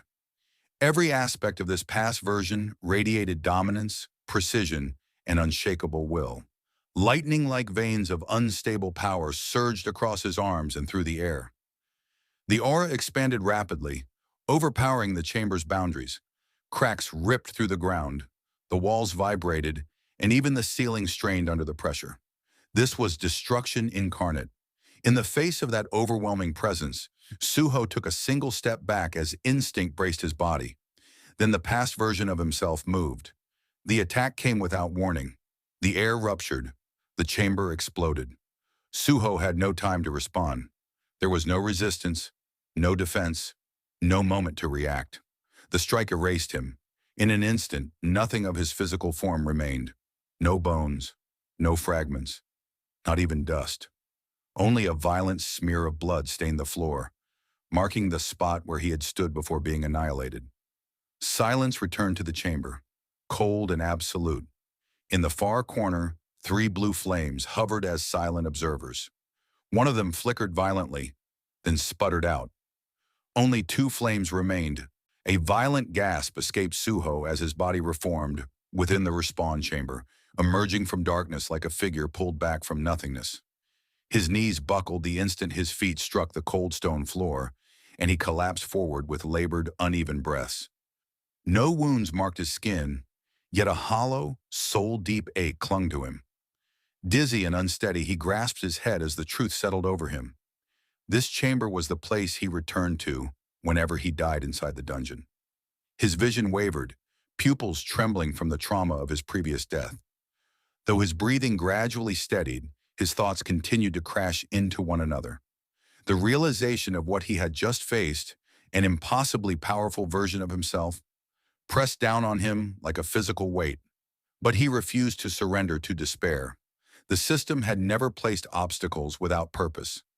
Every challenge existed to push him toward growth, not ruin. If one path had led to death, then another must exist. His gaze shifted toward the vast labyrinth ahead. Unlike the straightforward arenas he had experienced before, this dungeon sprawled into countless corridors and chambers. The supposed boss room he discovered earlier had been positioned too randomly. Its placement suggested that more rooms of similar nature were hidden throughout the maze. A spark of determination returned to his eyes. Without hesitation, Suho launched into a sprint. His footsteps echoed sharply across the stone passages, guided by the flickering glow of blue fire along the walls. Eventually, another towering gate appeared at the end of a long hall. He came to a halt, a faint grin forming as a renewed hope surged through him. Another chance awaited. Wiping sweat from his brow, he steadied his breathing and reached for the door. Just before his hand touched the metal, a chilling wave of instinct forced him to stop. The silence beyond the gate felt unnatural, thick enough to raise every warning signal in his mind. Still, retreat was not an option. Whatever lay beyond could not be worse than facing a superior version of himself again. Jaw set and heart pounding, he pulled the heavy doors open. The sight inside made him freeze. Instead of a battlefield, the chamber was littered with children's toys. All spread across the stone floor, like remnants of a forgotten nursery. At the center of the room sat a small child, quietly arranging toy blocks as though the ominous environment did not exist. A suffocating silence followed. Slowly the child turned his head. The boy's once innocent expression darkened, revealing an unsettling intensity far beyond his years. Recognition washed over Suho. The child was him, Suho from years long past, unmistakable despite his small frame. A cold unease spread through him as he staggered back. The dungeon had forced him to face himself once already, but now it conjured the image of his younger self. It seemed absurd, yet the resemblance was undeniable. Before he could process it further, the toys scattered across the floor began to rise.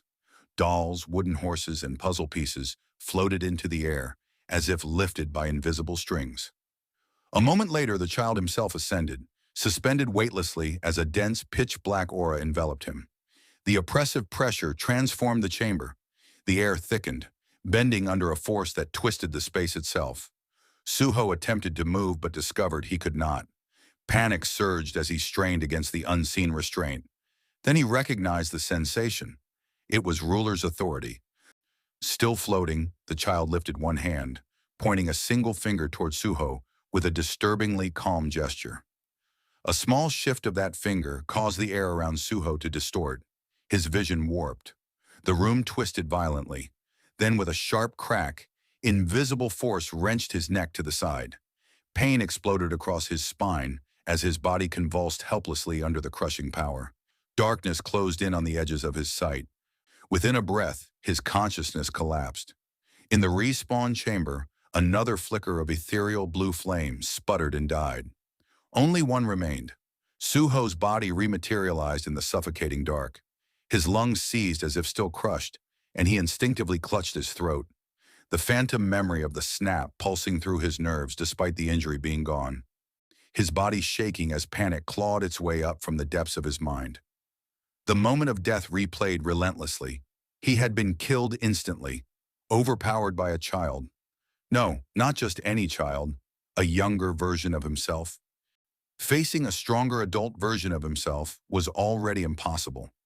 But now even the child he once was wielded devastating power beyond his reach. He couldn't land a hit. He couldn't defend. Fear and frustration collided inside him like violent storms. He struggled to breathe, chest tightening. Then a cold realization struck him. His gaze shot upward to the wall opposite him. The final flame flickered there, frail, wavering, barely holding on. In the tutorial, he had 3 lives. 2 had already burned out. Only 1 remained. The sight twisted his stomach. If he died again, everything would end. But before despair could settle, his eyes widened. The chamber didn't hold just one flame. Hundreds of them burned along the walls, across the ceiling, scattered across every corner of the room. Each flame was a silent witness to failure. His breath caught, not from fear but confusion. Not all of the flames behaved normally. Some flickered erratically.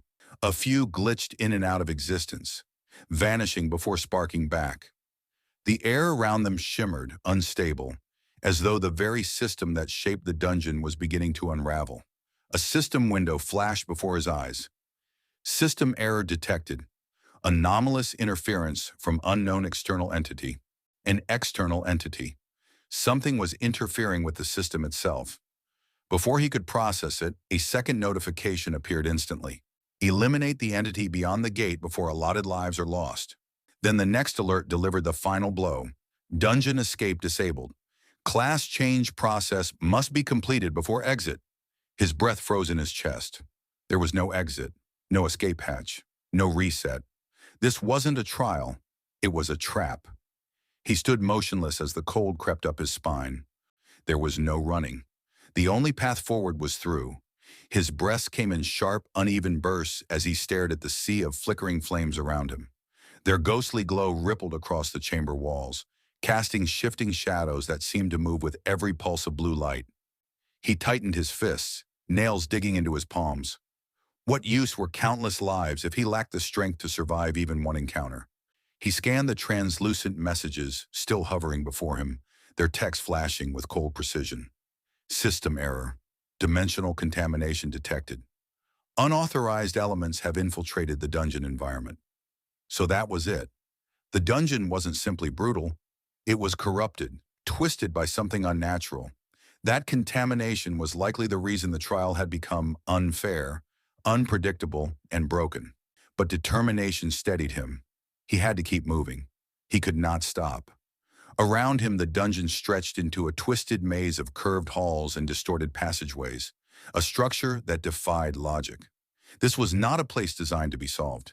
It was built to mislead, confuse, and break its intruder. He narrowed his eyes, analyzing the warped layout.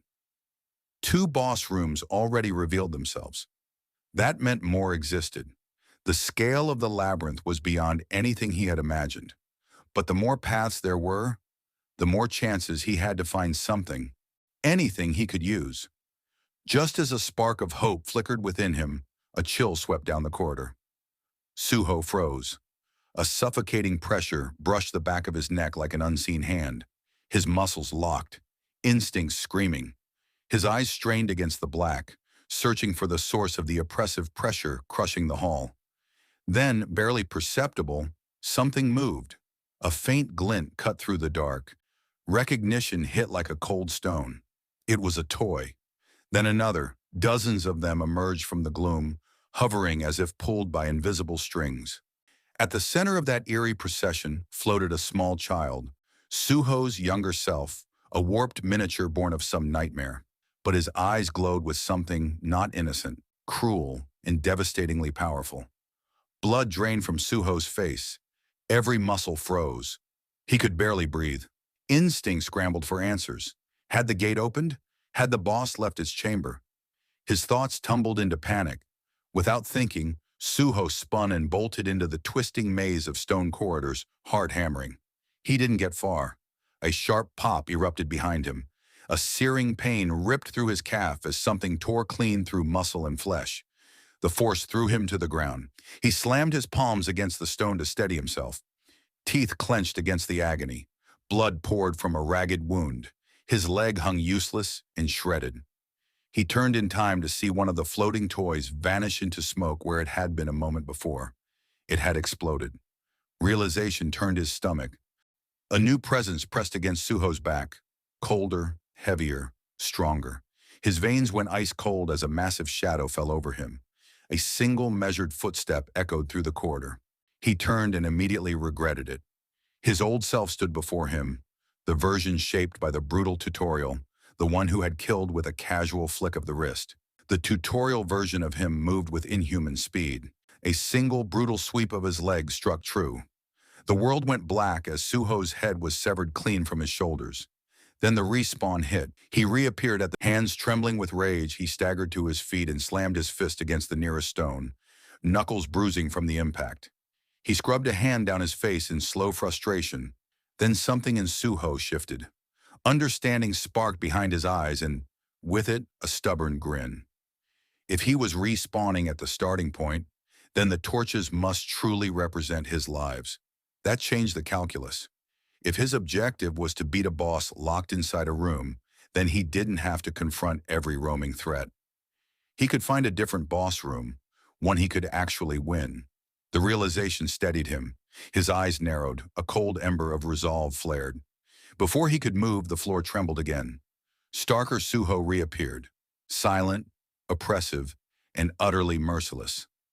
Suho barely managed to react before his body burst apart under a strike too swift to follow.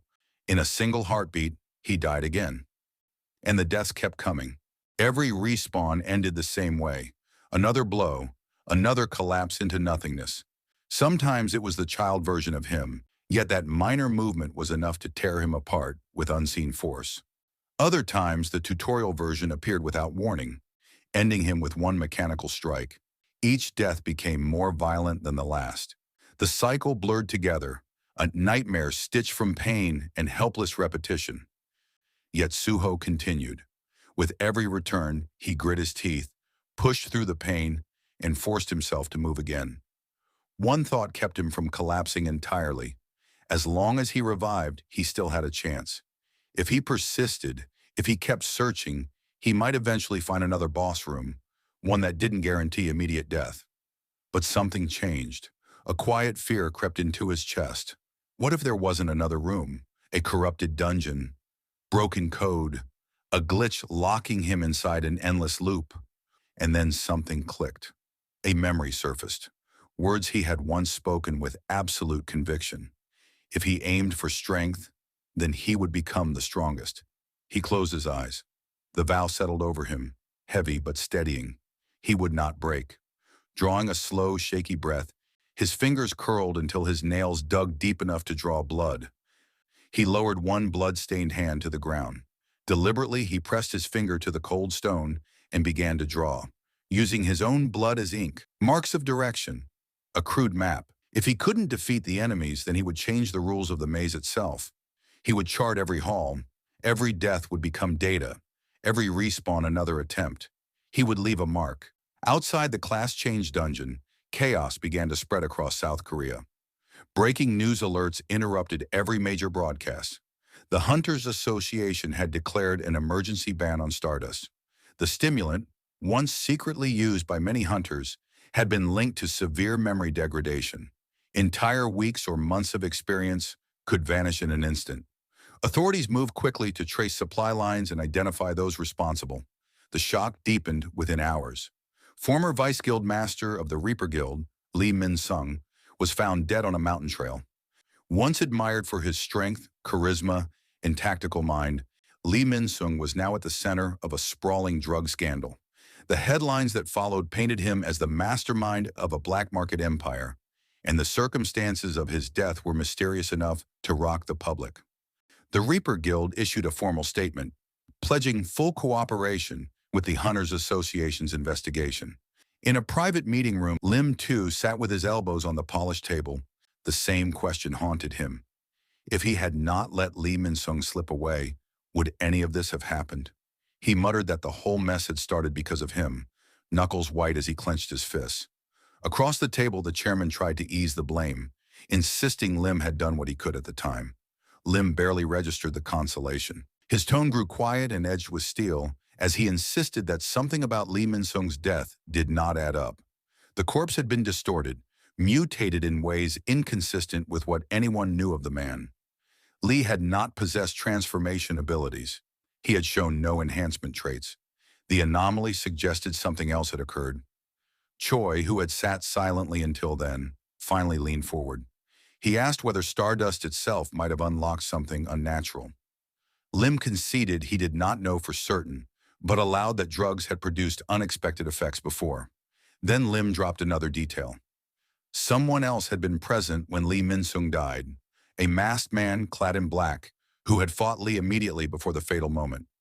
Recognition passed through the room like a current. Choi reached into his inner coat pocket and produced a slightly crumpled photograph. He slid it across the table. The name beneath the grainy image read Sung Suho. Official records listed Suho as a low-tier hunter, but Choi suggested that label might be a cover, perhaps a false rancor. The implication reverberated around the table.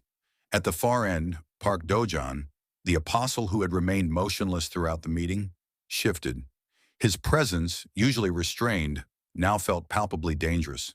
He asked to see the photograph and, with slow, deliberate movements, studied Suho's face. He traced the features as if uncovering a hidden mask. Park's expression changed. The details in the image aligned with something he recognized. He no longer needed confirmation. The chairman watched him closely, mind racing. The black-masked hunter was not a random intruder. The man in the photograph was Suho. Suho had vanished from public view with no reports and no traces, just like Sung Jinwoo had once disappeared into shadow. Two extraordinary hunters, both anomalies, both missing. The chairman gripped the table edge, anxiety tightening his jaw. He had no certainty where Suho was, only the hope that the boy remained alive. Park Dojan's fingers shifted to obscure the lower half of Suho's face on the photo. A slow, almost predatory smile began to spread across his lips. Recognition had settled into something more than professional interest. It was hunger. Park's smile said it plainly. The apostle had identified his prey. Far beneath the surface, inside the Shadow Class Change dungeon, Sung Suho sat in unsettling stillness. The icy stone wall pressed against his back, grounding him as he rested. His posture looked calm, but his mind moved relentlessly beneath that quiet exterior. Spread before him lay an expansive map he had drawn by hand, marked with precision, each line etched with the dark red ink of his own blood. The labyrinth that once felt impossible had become a puzzle, a riddle waiting to be solved. Suho sat among the blood-stained scrawlings, eyes narrowing as something finally clicked. His posture shifted, the slump of exhaustion replaced by the silent poise of a hunter. A faint, knowing smirk tugged at his lips. The storm inside him had settled. He was no longer trying to endure the game. He was learning how to win it. Somewhere within this looping nightmare, there had to be an exit, and he was determined to find it. Elsewhere in the shadow dungeon, Amit stood with his back to a jagged stone pillar, arms crossed, jaw tight with irritation. He warned the others that frantic searching would not bring Suho back. His voice was low, clipped, and sharpened with frustration. They still had no idea where the young monarch had vanished, and impatience would not help. Nearby, Baru darted through the shadows in a frenzy.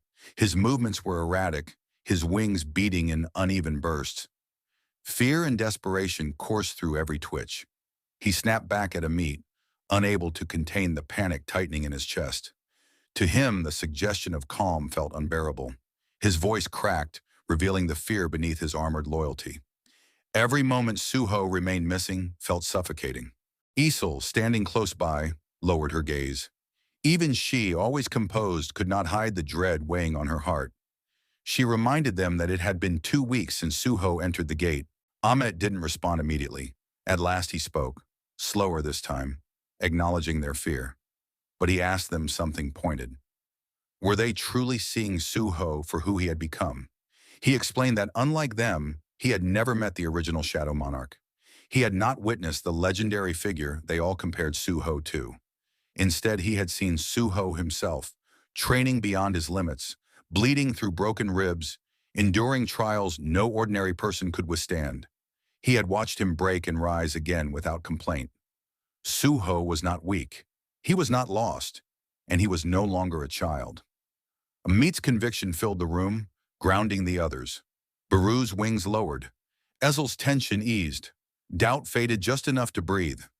After a quiet moment, Ezel exhaled and allowed a small, fragile smile. She admitted Amit was right. Suho had always faced the impossible with his head held high. All they could do now was wait and believe he would return. Deep within the class-change dungeon, a violent surge of energy erupted around Sung Suho. His heartbeat thundered like war drums while he sprinted forward, eyes burning with fierce determination. His fists tightened until his knuckles turned bone white, battle heat flooding through every muscle. Ahead of him stood a twisted reflection of himself, the tutorial Suho.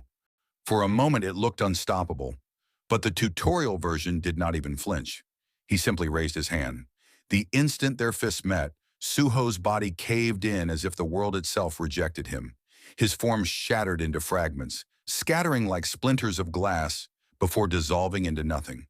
The dungeon reset. Another attempt. Suho reappeared mid-motion. He charged again, hope and desperation coursing through him. But as he approached, the child raised one small hand. Reality shook. A colossal burst of invisible power surged outward, the ruler's authority unleashed in its purest form. Suho froze mid-air. His bones creaked under the crushing force, blood rising into his throat as his limbs twitched uncontrollably. Darkness crept into his vision, but his mind did not fade. Instead, it sharpened. With his last strength, he lifted his gaze toward the flickering system window only he could see. Whether a hallucination or a final gift from the system, the information remained clear. The infant Suho possessed no player level, yet his ruler's authority was maxed out. Raw, perfected power in a child's frame. Then came the other reflection, Striker Suho, level 99. A soul striker, a being built for destruction. Suho felt the truth settle like a weight on his chest. What am I even fighting? But the thought wasn't fear, it was clarity. Every death had carved something into him. Every failure forced him to analyze every detail. He wasn't just being killed, he was being reforged. The pain was sculpting him, and slowly it was stripping away his hesitation. Suho's breath hitched as his eyes flew open, life violently yanking him back again. Without hesitation or a sound, he forced himself to his feet, every muscle aching from phantom wounds. The dungeon stretched before him, a twisting abyss of corridors and death. But something had changed in his eyes. He wasn't merely searching for an exit anymore. He was hunting it. His boots pounded against the stone, carving a rhythm into the silence. Facing his two twisted selves repeatedly, a strange acceptance began to settle in him. He was starting to understand what made them dangerous, and what made him dangerous. Once, his own gut spilling on the floor would have broken him. Now it was just an inconvenience, a setback to overcome. Another time, he had nearly reached the infant form, his hand inches away before an invisible force snapped his spine like a twig. I got closer, he reminded himself, clenching his jaw. I'm not done. With every death, something inside Suho shifted. He wasn't regenerating. He was evolving. Every death wove another thread into a web of knowledge. Every loss a step forward on a path paved with blood. And though the dungeon was designed to break him, he was changing anyway. His thoughts sharpened, burning with a new edge. He couldn't afford careless death. Not here, not ever. He was fighting not just to win, but to survive. If he had to crawl through death 1,000 times, so be it. Every death was more than suffering. It was a stepping stone, a scar etched into his soul, building unshakable resolve. Back at the respawn point, Suho crouched over the map, his fresh blood smearing the parchment as he adjusted notes with trembling fingers. Not from fear, but exhaustion. Something inside him was solidifying. Every failure was making him harder to break. His gaze locked on a blank space near the center, untouched, unmarked, an eerie silence. That's the only area I haven't reached, he murmured with grim certainty. If there was no gate there, he realized, the only way out was by beating them. The dungeon's rhythm was accelerating, cornering him. The baby version of Suho appeared, levitating toys around him, expression still yet unnerving. He was guarding that path, refusing to let Suho pass.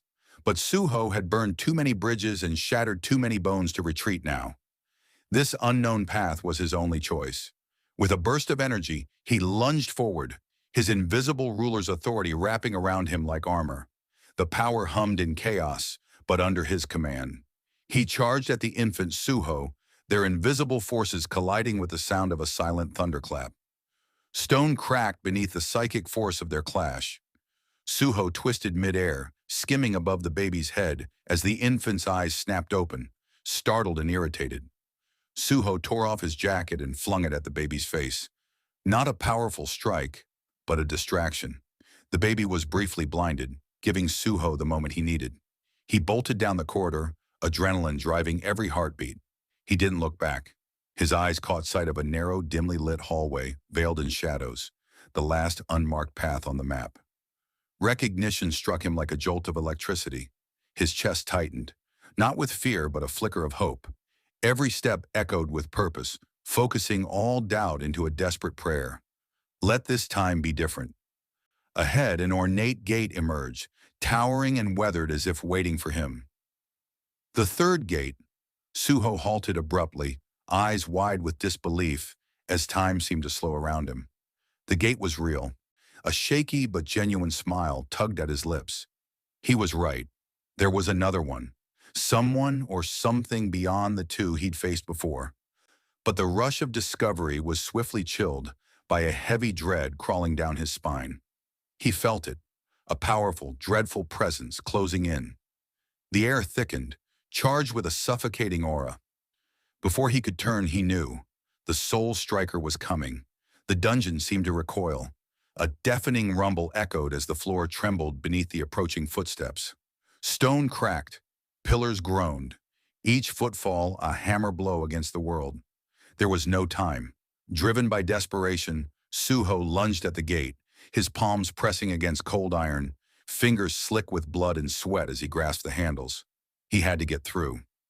If those two guarded this path, this gate was what they sought to keep him from reaching. Behind him, the temperature dropped, not physically but spiritually. An overwhelming aura slammed into him like a tidal wave. It was not just power. It was absolute authority, born from sheer dominance. Then he felt it, sharper than anything. The Soul Striker had arrived. Suho turned his head slowly, almost unwillingly. There, the figure approached with lethal grace, the very walls bending under his aura. His eyes locked on Suho.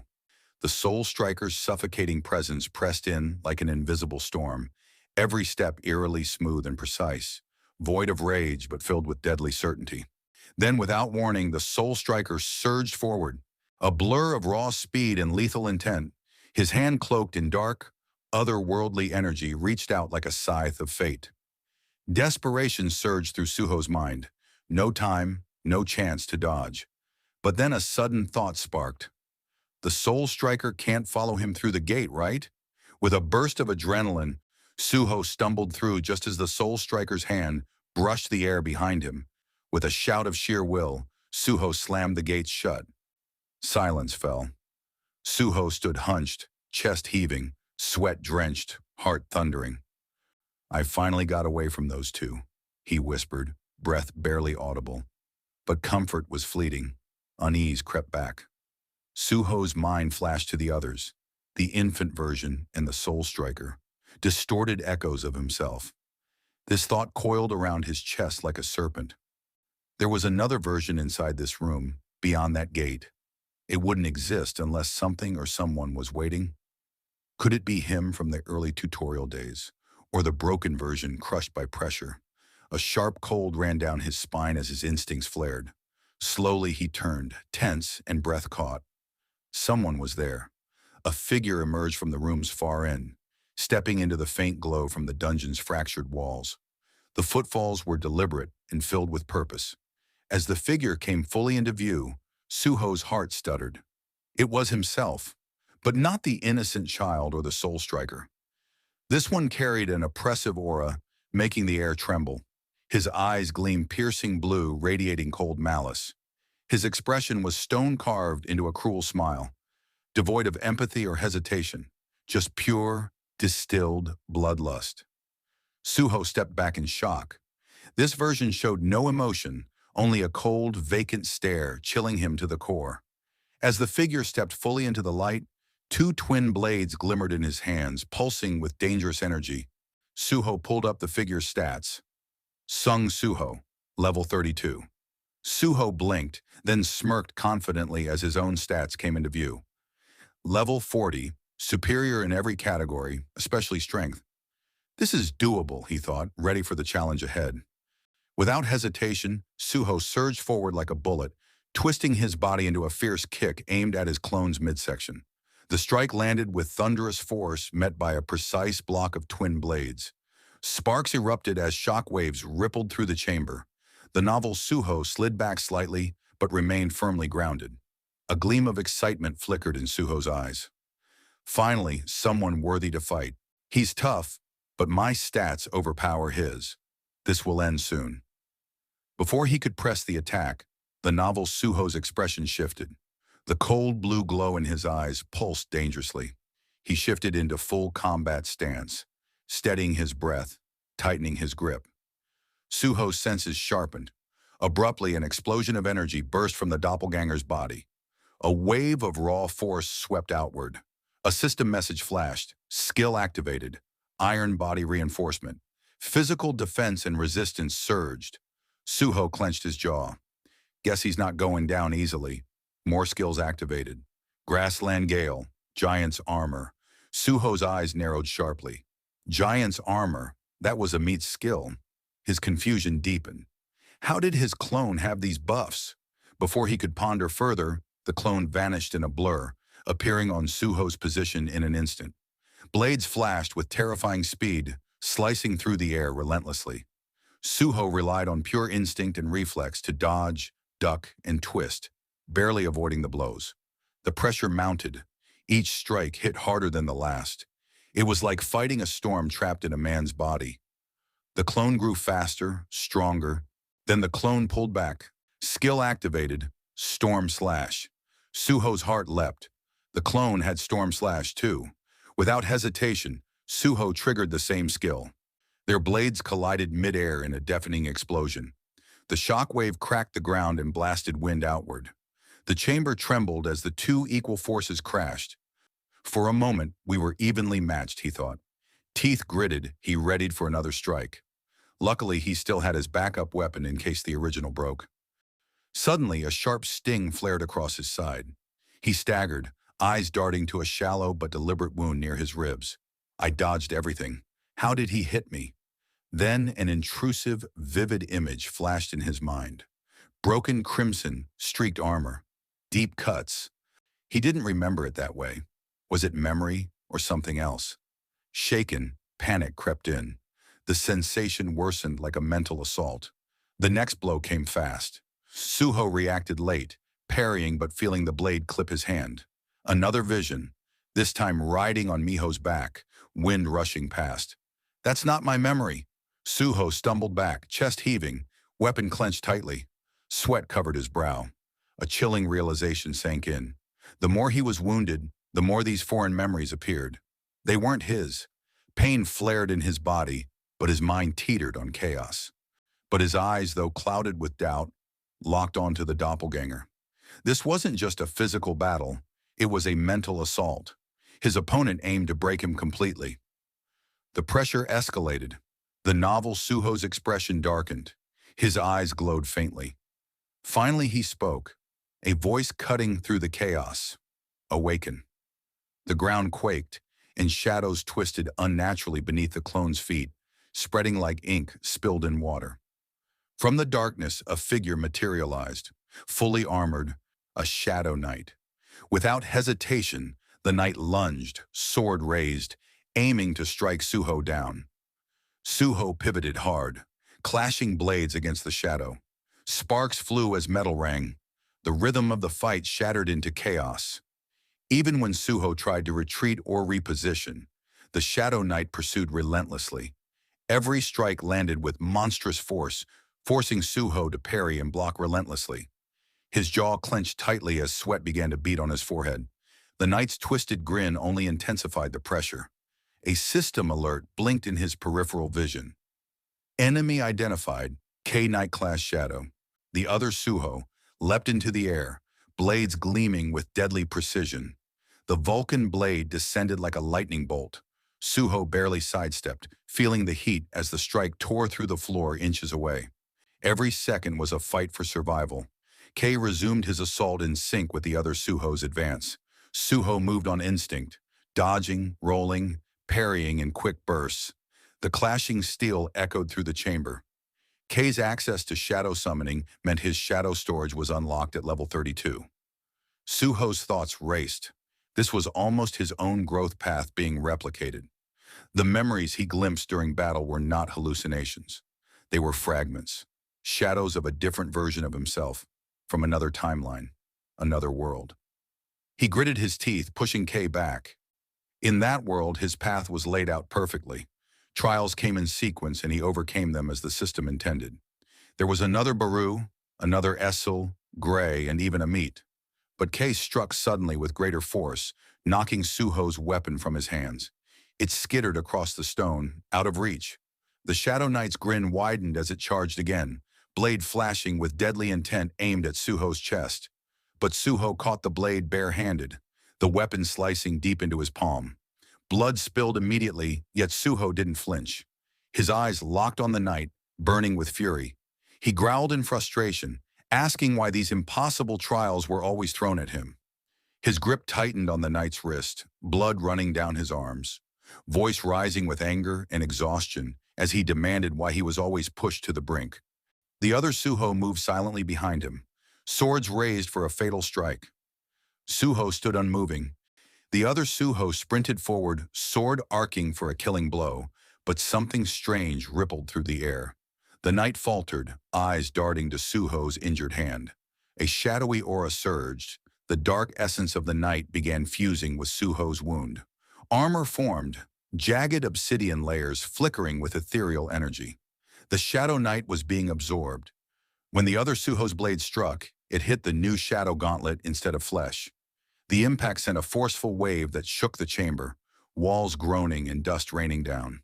Suho looked up, voice cutting through the chaos as his irises gleamed savage blue with bloodlust. He declared that cursing fate changes nothing and giving up achieves nothing. The other Suho's icy composure cracked, eyes widening briefly. But Suho didn't relent. He launched a crushing punch with the shadow gauntlet, colliding with the opponent's blades and driving him back. Suho continued with relentless strikes, forcing the other Suho on the defensive. His mind focused sharply. He no longer cared if the system was flawed or broken. The other Suho twisted to counterattack, but Suho adapted. He realized the system didn't raise him like a tool. He was the one forging himself. The opposing Suho slashed with devastating force, cracking the ground. Suho flipped into a reverse handstand just in time, narrowly escaping the blow. Still upside down, he channeled shadow energy from his arm to his leg, morphing the obsidian armor into a weaponized blade on his shin.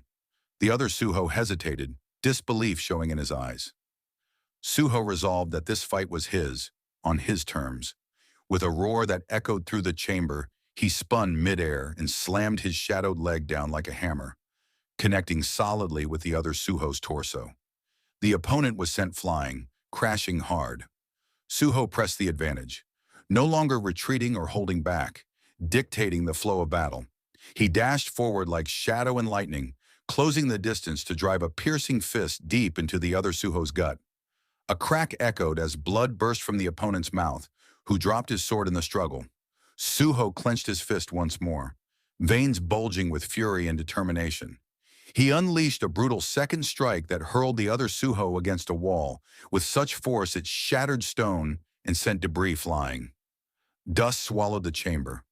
When it cleared, the other Suho lay sprawled in rubble, unmoving, defeated. Suho stood amidst the destruction, breathing heavily but steady. The shadow coating his arm faded slowly, tendrils of darkness dissipating like smoke. Then the system interface appeared, announcing, "You have defeated the being beyond the gate." A chime sounded, followed by an achievement unlock. One who triumphs through adversity. The title was granted with a stat increase proportional to health lost. Suho looked blankly at the dissipating form of the defeated Suho, like ash scattered by the wind. He exhaled quietly, finally at peace. His gaze fell to his hand. Though most of the shadow had vanished, a faint pulse of shadow lingered. Suddenly, notifications shimmered on screen, analyzing player decisions, resilience, and achievements. Despite hundreds of deaths, mental fortitude was maintained. More messages appeared rapidly. Finally, the system offered a choice of evolution based on his performance. 3 glowing orbs appeared, each pulsing with distinct energy. Suho stepped forward, heart pounding with anticipation. This time, the path he chose would be his alone.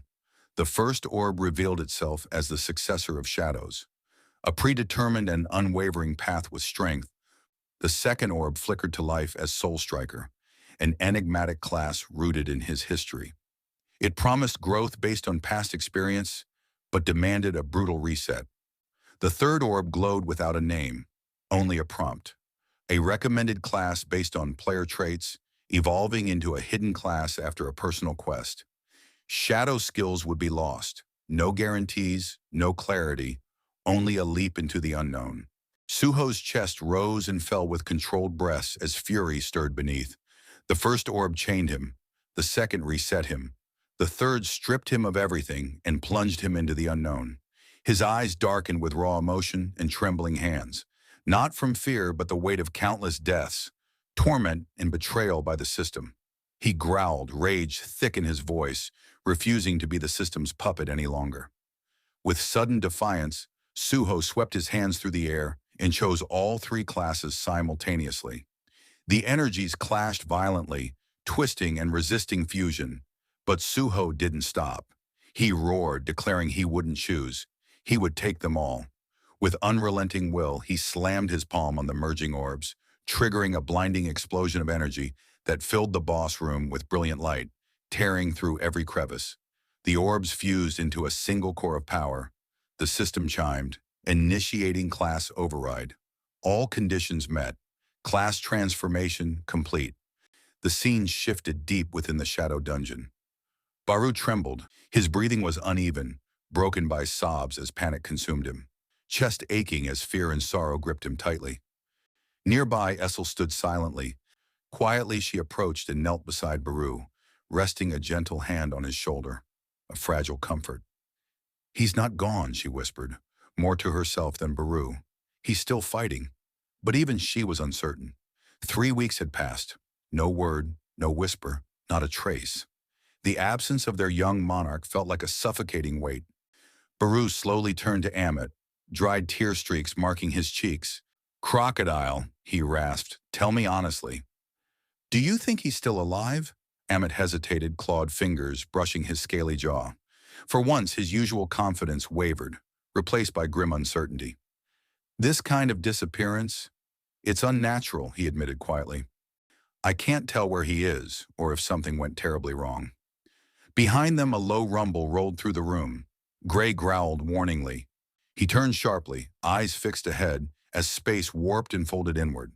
A swirling, radiant portal burst open, flooding the chamber with blinding light. Everyone whipped around as a figure stepped out, calm, radiant, and composed. Suho emerged like a mythic specter returned. His eyes relaxed, a gentle grin played on his lips. He casually waved one hand, voice light and teasing. He greeted cheerfully. Stunned silence fell.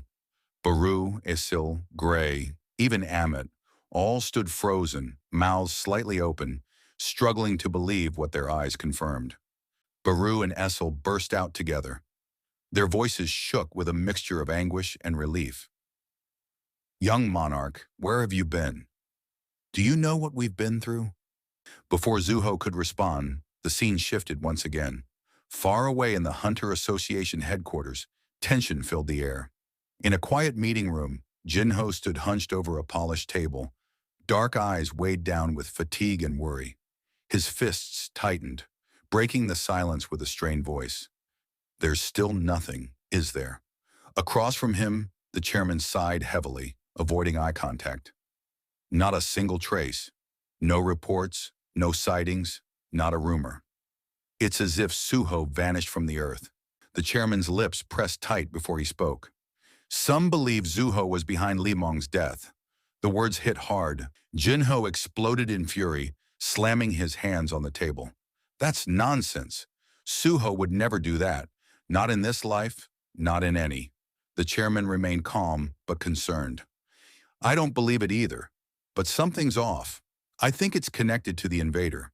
The apostle of Iram he warned us about." A crushing silence followed. The weight of the situation pulled at them both. Jinho muttered, "Last time in that other world, I stood back and watched him fight alone. I won't make that mistake again. This time I'll stand with him, no matter the cost." Suddenly the chairman's phone vibrated with a red alert. His face drained of color as he read the emergency message. Another one already. Something's not right. The scene shifts to the city in chaos. A jagged dungeon rift tore open above the skyline. From it poured hulking, ferocious green beasts, stamping down with uncontrollable fury. Cars crushed, buildings shattered, civilians panicked as screams echoed through the streets. Hunters swarmed to defend, spells and steel clashing against claws and fangs. A young hunter braced behind his shield as a beast charged. The barrier shattered instantly, hurling him into the street. The creature grabbed him, crushing bones mercilessly as more high-rank hunters arrived to contain the destruction. Faces grim, one shouted above the chaos, "A dungeon break this massive, right here. Where are the guilds? Isn't this their zone?" No one had answers. Only the savage roars and crumbling steel filled the air. High above on a rooftop, the apostle lounged, watching the chaos like a puppeteer. The city's destruction was merely the opening act. "If I'm to strike at the Hunter Association's core," he mused coldly, "I need more than noise. I need impact, a legacy they can't forget." With a cruel smirk, he muttered, "Humans forget the first brave fool who dies, but they remember the one who steals the limelight, the loudest, the fiercest."